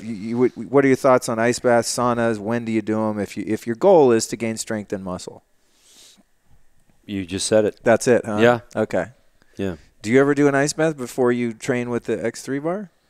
Or is that not part of your protocol? You do? Sometimes. If I can, like, legit find, like, an ice plunge. Yeah.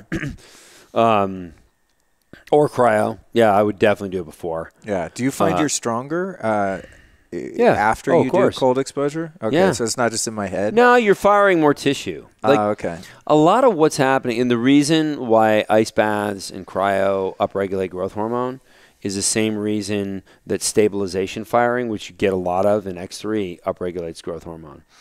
When you fire a muscle via reflex, I wrote a meta-analysis on this, and I'm actually now on the editorial board of the Journal of Steroids and Hormonal Science, which is not like steroids isn't cheating in sports. It's anabolic chemicals either created endogenously inside the body or exogenously via medication protocol to look at different dysfunctions in the body.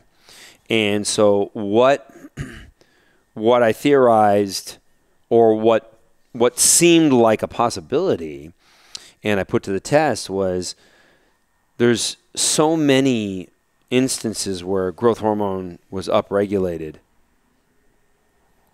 via stability protocols. So whole body vibration or other things, percussors. And so the theory I had was, what if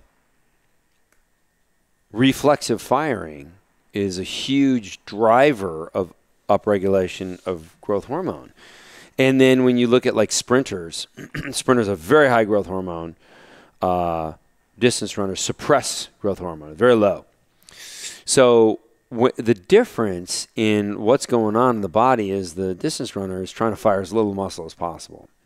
So they got a little bit of leg activity, and their head's bobbing up and down, right? But you look at the skull of a sprinter, it looks like it was lined up with a laser. Head doesn't move. Wow. And the stride is much bigger, much more explosive movements. The toe strike, the contact, far higher force. They're blasting off of each leg as quickly as they can with as much force. as the momentum plus their body weight, yet their head doesn't move. They have incredible amounts of stabilization firing. So what we saw in this research, we found 23 different data sets that showed massive upregulations of growth hormone based on stabilization firing. The only thing that attenuated a difference, either a low response, and by low I still mean high, like 400% was on the low side, 2600% was on the high side, was adding force to the stabilization firing. And so that's the product that I came out with, which is an accessory to X3. So you do your X3 on a vibration platform. There's a vibration platform. Cool. It's called the Growth Hormone Accelerator, the GH Accelerator. Really? Yeah, and the top of the X3 plugs right into it. So you've got the band, you've got the second ground in there, and then so you can do your X3 under vibration. So it's making you slightly unstable as now you're already getting a growth hormone effect with the regular X3, because as you have to stabilize with weights you could never handle or get there in the stronger ranges of motion, that's happening. But you can amplify that with a GH accelerator.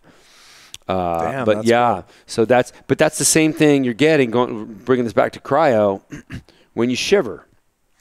Ah, interesting. Because that's an afferent activation. Afferent activations in rapid succession yield a greater level of growth hormone. Hot damn. That's cool as shit. Yeah. So, well, now, I mean, I don't like being cold. I mean, I'll do an ice plunge. I think they do feel exhilarating. But I prefer the protocol where I'm using just, either just an X3, because I travel so much, I don't have my GH accelerator. Right. Readily available. And then where would, if they do fit in, where would infrared saunas play into your protocol? That's a great question. I don't know where I'd put that. Like, I know the benefits. There's great benefits in infrared saunas, especially for older people. I don't know where I'd put that, though. Okay. Like, that could be first thing in the morning. I like it first thing in the morning if I can, because I definitely feel like it woke me up. Right. Like, you're never tired coming out of an infrared sauna. Right. So, but that's the way I do it, because I just kind of drag my feet in the morning. Yeah. I do not leap out of bed singing. Yeah, that makes two of us, especially with my new sunrise protocol. Jesus. Right. I've never been a guy who, like, I have friends.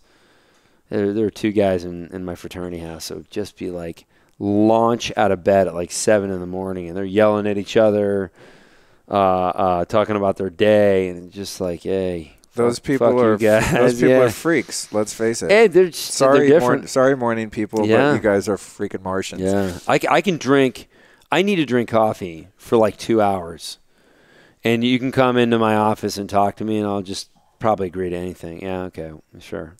Yeah, totally. Like, we're gonna burn down the building. Okay, well, try not to make a mess like that. Yeah, I'm not even really engaged. Yeah, I'm with you right there. Okay, as we start to come to a close here, I gotta ask, and I'll refer people to your YouTube videos. What are maybe like your top 2 or 3 health myths that piss people off the most? Yeah, I get the sideways hat idiots, all fired up. I've never heard that. I like that. Oh yeah. I know, like the guys who kick and scream online. It's like high school kid or adult with a sideways hat. Yeah, a lot of that. That is an actual archetype. Like, now that their job is they work at Batman. Like, that's not a thing. That's not a company. Batman is a cartoon character. So it's just like they're almost there, or if they have a fake name, that's another one. Like, if their name is like Mickety Mike, like I know exactly what you're gonna say. So the things that get these unintelligent people really upset. Explaining how, basically, weightlifting is not the best way to get as strong as possible. That really upsets them. Now, there's 2 reasons. One is just dogma, which is that's just stupid. Like, you just believe that like it's a religion. Well, Arnold did it, so it's got to be right. Arnold did a lot of things wrong. Arnold has a whole section in one of his books about stretching out your rib cage, which will make your upper body bigger. Swear to God. In the Encyclopedia of Modern Bodybuilding. today. Like, it's still being printed. That is the stupidest thing. And I don't know if he actually wrote it or if somebody else wrote that and he just put his name on it. But it's like, there's a lot of things that were said back in the 60s and 70s that are still myths in weightlifting. And I think part of the problem with social media is the people who probably most likely have the lowest level of intelligence also have the greatest amount of free time. So it's like a sea of bad information when you go into fitness or nutrition or politics. Like, even no matter what side you're on in politics, you definitely are going to see the stupidest news shared the most. So you, I see these guys when I say, like, this is better. It's like, well, what about this guy and what about this guy? And they're just mentioning, like, genetically gifted people who hold, like, records in strength or bodybuilding. And it's like, yeah, and? So nothing can ever be better? Like, what's your point? And then the other one, so that's the dogma guys. And then the other ones are more like it's their identity. This is the sad people. Their identity in life is, I lift heavy weights. You can tell by you click on their profile, and every single thing is about how they lift dangerous weights. Therefore, they're really great people, and that's who they are. And then when you say there's another way, they're really hurt by that because it's insulting their identity. Now, I mean, if the best thing you have to say for yourself is you lift heavy weights, like, okay, no family, career, friends. You got to really look hard in the mirror, bro. But that's kind of depressing because I don't want to hurt anybody's. Like, first of all, if you don't like the product, don't buy it. Just don't go to the gym, I guess. Like, you're going to hurt yourself, maybe. Maybe not. There's some people that don't, plenty of people that don't. But, a lot do. So, hey, go do whatever you need to do, but don't light me on fire for it. So those are the strange ones. Training parts of a muscle, that's another one where I think emotionally people want to believe in that. They want to imagine they can build their upper pecs. And then sometimes you look at their profile, it's like, you got a lot more problems in your upper pecs. Like you work out? Like, at all? Like, just seeing, like, those kind of individuals, and not sure why they're so upset. There's a lot of endurance athletes that don't like the whole, like, it's not really good for weight loss. But I mentioned to them, when's the leanest you've ever been? Was it when you were doing a lot of cardio? And they all say the same thing. No, it's funny. It's usually in the off season. Because now all of a sudden their cortisol down-regulates. And because they eat very controlled diets, then they start shedding body fat. So, yeah, those are the little things, but it's being drowned out by the success because we have a couple thousand raving fans now. So. Yeah, that's cool. I want to get in that Facebook group and get some inspiration and see. Yeah. That. Oh, when you see the before and after pictures in there, they're awesome. I want to ask you one more thing before I do my regular last question, which will hopefully be a surprise for you. How does, if one was to use the X3 and you start building muscle, how does that correlate to losing fat? Like, and I'm always just super real and personal on the show. When I look in the mirror naked, I think, I look all right. I'm not someone that cares that much about it. Otherwise, I'd be in much better shape. I have resources to do that. But one thing I really don't like is my belly fat. Like, I've never, since I'm maybe 26, 27, never been able to have a flat stomach again. Mm-hmm. Are there any exercises with this thing that I could do that would assist with that? Or if I'm just building giant, large muscle groups, am I just going to start burning more fat? Because you can't do, like, a lot of people, I think, I want to have abs, so I'll do sit-ups. And I kind of know that's not going to work. No. You know what I mean? That's probably another myth, Yeah, that's definitely, so for someone, focus on your abs to get abs. Nope. Well, fortunately, even the sideways hat idiots know that, and there's a saying they use, is abs are made in the kitchen. So they understand it's just about cutting your body fat, and then everything shows. So fortunately, even those guys have it figured out. But the way to drop body fat for me in the protocol that I'm recommending with X3 is by using the X3 upregulating growth hormone. And provided you stick to the nutritional principles, the way I recommend a ketogenic diet is similar to like the way Dave recommends it, which is pretty easy to follow. Really just getting rid of sugar and eating darker green vegetables and animal protein. Now, what I recommend and what I do are a little different. What I'm doing is a little more hardcore than that because I'm carnivore. I'm pure carnivore. Oh, damn. Yeah. And it's how long have you been doing that? November 17. Wow. So, 13 months. Wow. And damn, that's a long leaner, stretch. Faster, stronger. Robert's doing the same thing. Yeah. Yeah.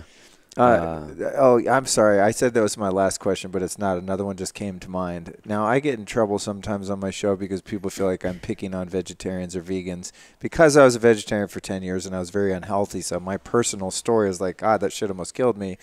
So I'm not a huge fan. However, I always say, dude, whatever works for you. I don't care if you want to go eat a box of rocks. I don't give a shit. Like, I have no business in getting people to eat one way or another. But just don't tell me how to eat. Yeah, but I don't go tell people you need to eat salmon every day just because I do. It's like I really don't care. But out of just education and curiosity, let's say someone is plant-based or vegan and they want to get ripped. I know there are some bodybuilders and some men and women out there that are super fit and have big muscles and look ripped that don't eat any animal products. Vegans can do it. So how do you get that much protein? Like, what are you eating? Pea protein by the fucking gallon a day? Yeah, that's it. It's a lot of refined protein. Okay.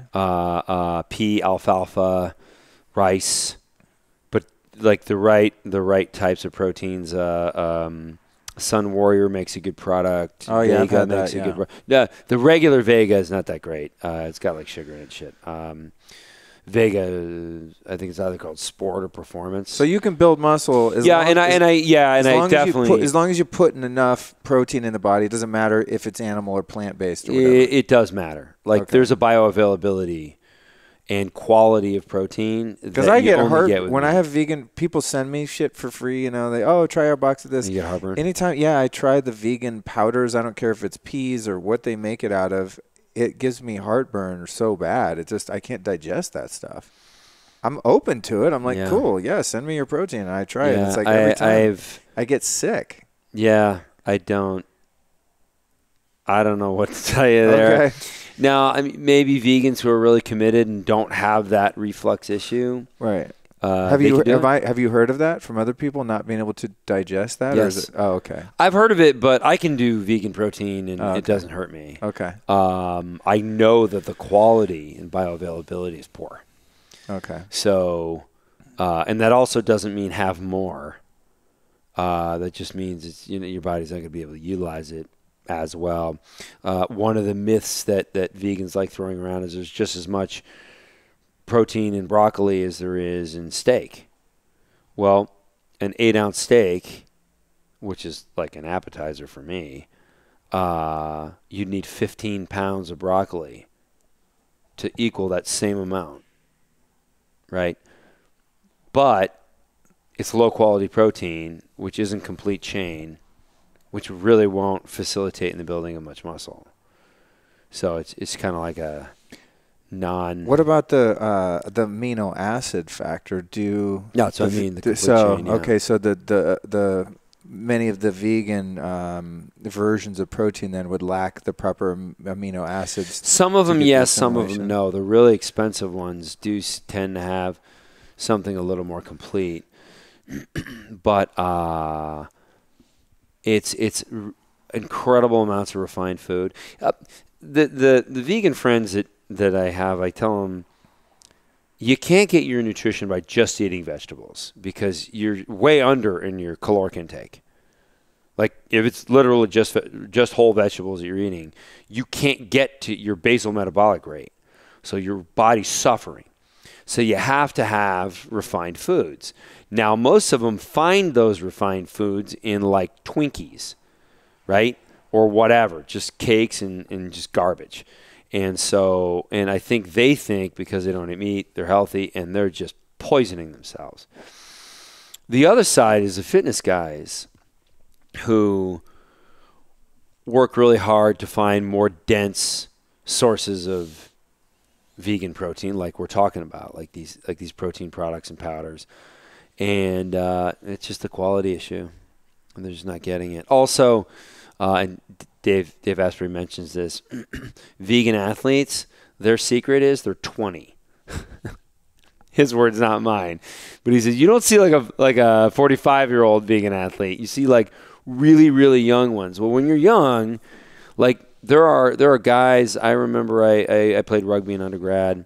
There were guys on my team who had a six-pack, top performers, best guys on the team, and pizza and beer. That was all I consumed. That was me, dude. College, right? And you probably had a six-pack. I lived off crack, heroin, and Guinness. And cigarettes. Seriously? Yeah. Oh, well, you did have it. No, I was hardcore. Joke about an addiction problem. No. I was hardcore. Wow, okay. I was hardcore. Yeah, that's the real thing. But all I ate was sugar, and like I used to drink really fattening beer too, like Guinness. I love stout beer, like on tap. I'd drink, 48. The joke is a Guinness is a meal. 48 of those a night, and I had a fucking six-pack. Of course you did. And I would eat tons of, pints of ice cream every day. Kids can get away with all It was incredible until, like I said, I was, 27, 8, 9, 30, and I was like, wait, I looked down and be like, what the hell is this thing? Right. I look pregnant. Yeah. I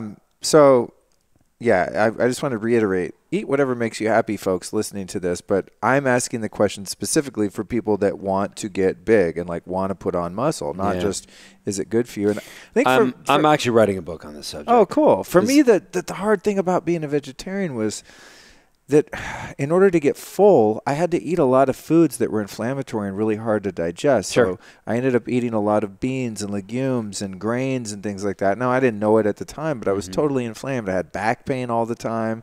Sure. I still have a bit of that, but it was much worse. Just my whole body just hurt all the time. Yeah. And then when I started getting off of those foods and started eating, once I found out that you could actually eat grass-fed meat, I'd never knew about that. I thought all meat was bad because it was all factory farm, GMO, corn-fed, soy-fed meat. Yeah. So I was like, therefore, all meat is horrific, and I stopped it all. But I really could never feel full unless I ate the foods that are inflammatory. I couldn't eat a salad and feel full, and I'm the same way now. I mean, well, you just can't get the calories. Dude, I don't feel full. Yeah, I mean, I'm sorry. Yeah, it's just not. I can eat 5 avocados even now. If I'm like, maybe I've been eating a bit much meat, and I say I want to eat, avocados and some other foods that aren't legumes or grains or nuts and seeds and stuff like that. I literally, 30 minutes later, I'm starving. The only thing that gets me full is seafood and meat. Yep. That's it. Yeah. With a lot of fat in it. Sure. And if there's not enough fat in it, I add fat, ghee, coconut oil, whatever. Sure. So it's weird. So that's why I'm always just curious about this, because I don't see how a guy who's my size, I'm 6'2", 180, 185, like I see guys that are much bigger and much more ripped that are vegan, and I'm like, dude, how do you get full? Aren't you starving all the time if you're living on glucose and not much of it, Right. It's weird. So anyway, the mystery is not solved. People do whatever you want, but in the context of this conversation, I have your perspective, and I look forward to your book on it because I think it'll clear it up for people. And I'm definitely going to have like a preface specifically for vegans. Here's how to do it if you're vegan. Cool. And right, because it's like I don't want anybody to be left out. I don't either. Yeah. I've interviewed I've interviewed Rich Roll and a lot of prominent vegans on the show, and they seem very healthy and happy, and they're doing great. I'm always they're like, it's a mysterious phenomenon to me that they're able to stay alive. How old is Rich? I think he's around my age, maybe 50, a couple years older, 50, yeah. When you said only young guys look fit, I go, he's figured something out. I mean, he does he eat fish or is he a true vegan? No, he doesn't do any animal products at all, not even ghee or anything. Interesting. Yeah, and his wife, Julie, who's lovely, she's been on the show as well. I mean, he's probably doing better because I don't know if he cooks, but his wife Julie is an amazing vegan chef. Like she's she makes some of the only food I could actually ever eat without getting gas and like feeling really bad afterward that was vegan. So she's cracked the code. It might make it easier. I think if you can get, nutrient dense, calorie dense vegan food that it tastes like fine cuisine, it's a little more doable. Just when I was doing it, I'm eating like gluten-free spaghetti or whatever, I couldn't I couldn't do it right. Yeah, so potato spaghetti. Maybe it works for some people. All right. So my closing question for you, my friend, and thank you for spending so much time. Yeah, and it's my favorite subject. Both these products. Well, are good. So You have the passion, and like when we started, I said it could be an hour and a half. We're about 2 hours in, and are we really? Yeah. Oh wow. But that's when I didn't even know. Yeah, when the time flies, at least for the two of us, we know we're on track. But I do have one closing question that I've asked every single guest, and all right. so I've learned a lot about health, physicality in general, muscle building, bone health, all this stuff from you. So you've been my teacher. You've been the teacher of our audience. Who have been 3 teachers or teachings in your life that you might recommend that our listeners go check out? And they could range, anything from how to live a good life, how to be healthy, anything that's influenced you where you're like, you know what, people need to go read this or listen to this speaker or whatever it is. Okay. Well, I've worked with Tony Robbins for years. And love that dude. Yeah. I just got back from Date with Destiny. Amazing. Amazing man, that guy. He asked me the first time I met him, he says, what do you think I do for a living? And I said, first I said motivational speaker. He goes, never call me that. I said, well, you've been referred to as a coach before. So he said, okay, I can accept coach, but really what I do is I travel the world and find the best shit for people to do, the best shit for people to think, like the processes, the protocols, whatever that people need to do to live the best life. And I thought that was a really great job description. It's totally not what you see him necessarily applying on stage because he's instructing, but he says the real work is going out and finding what's best and then delivering that message. So it's the finding that's the hard part. That's the premise of this whole show. I never heard him relay it. He said it to me at his kitchen table. So that's cool. He doesn't say that on stage. Yeah, but isn't that cool? Yeah, it was like he's is. Definitely a guy who a lot of his material was stuff like I had been applying and I just didn't know it had a name. And I learned a lot of great stuff through his material, but that was a really interesting perspective. Just hearing that. So sure. He's definitely one of the guys. I really like Dr. Jason Fung. Oh, I don't know this one. So he's a Canadian nephrologist. I don't even know what that is. Let's call him a kidney doctor. Oh, okay. So, but he looks at a lot of type 2 diabetes and a lot of major kind of chronic dysfunctions. And he's the guy who's really been pushing longer fasting. And I'm talking like 2 weeks of like nothing. And just water? Water and coffee. Oh, okay. Yeah. I could get behind the coffee part. Yeah. I think I could live off coffee as long as there's some fat in it. Yeah. And he's trolled endlessly, but it's usually by people who just don't understand the another thing you get when you're making references to academic literature is you get a lot of people who don't understand how to read academic literature, or they don't understand that when a sentence has 2 references in it or a paragraph has 2 references in it and they try and pick apart one of the references, it's like, no, dickhead, there's 2 references. So it's this and an observation made here and this, and those 2 observations overlaid together comes to a conclusion. But people don't understand that because they just don't know how to read like scientific documentation. If it was just a study comes out and then nobody's allowed to talk about that study in conjunction with anything else, well, how would we move science forward? We wouldn't. So, in fact, every study references sometimes hundreds of other studies. Why do they do that? So, how to get on this? Well, he was your second recommendation. Yeah, second Jason Fung. And so that was like I almost went on a rant there. It's okay. I almost did too because you brought up this other thread that I almost chased. And I'm like, no, we got to end it. what happens to him is he gets picked apart for referencing a certain study that was done with, maybe a population that's morbidly obese or whatever, and that doesn't apply to everybody. And so he wrote the obesity code. You probably heard of his book, The Obesity Code. I don't think I have. Really? Oh, you got to check it out. It's not something You need to have him on your podcast. Really? Oh, yeah. Cool. Okay, yeah, good. He's cool.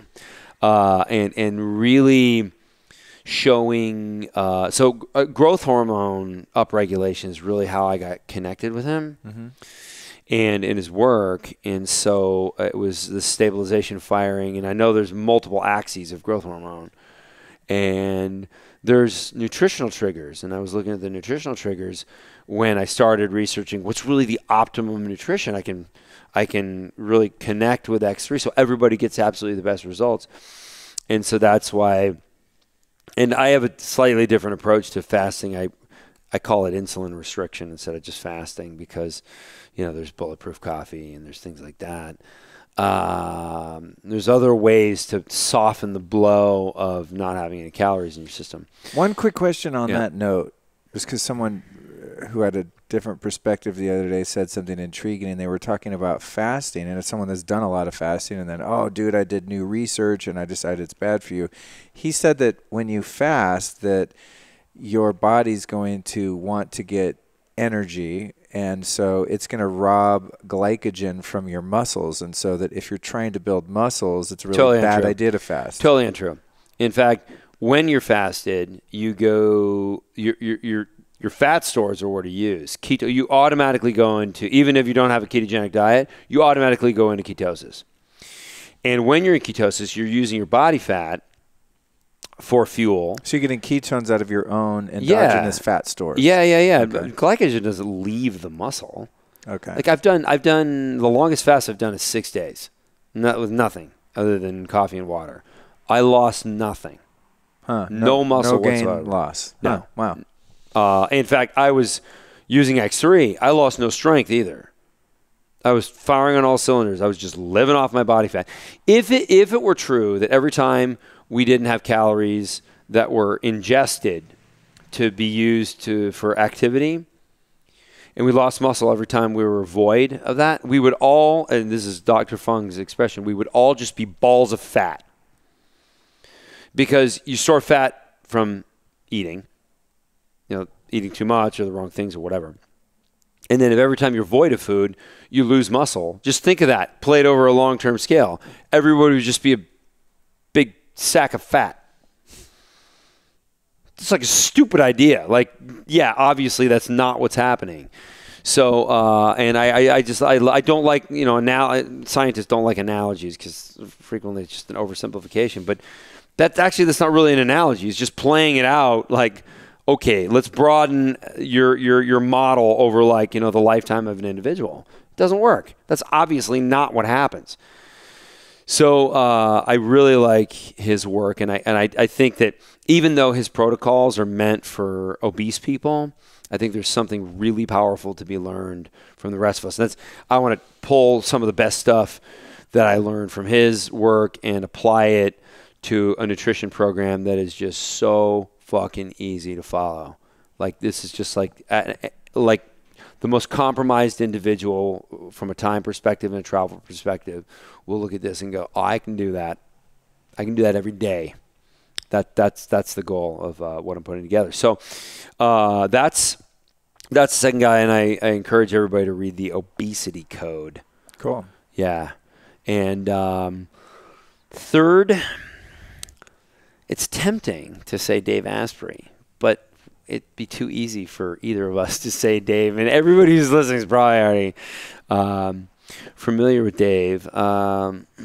So if I were to pick someone else, it would be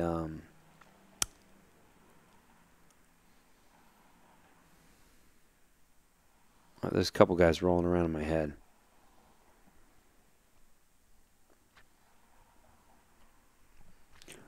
Tell you the truth, I don't even know if she's ever written a book, but it would be the material Rhonda Patrick puts out.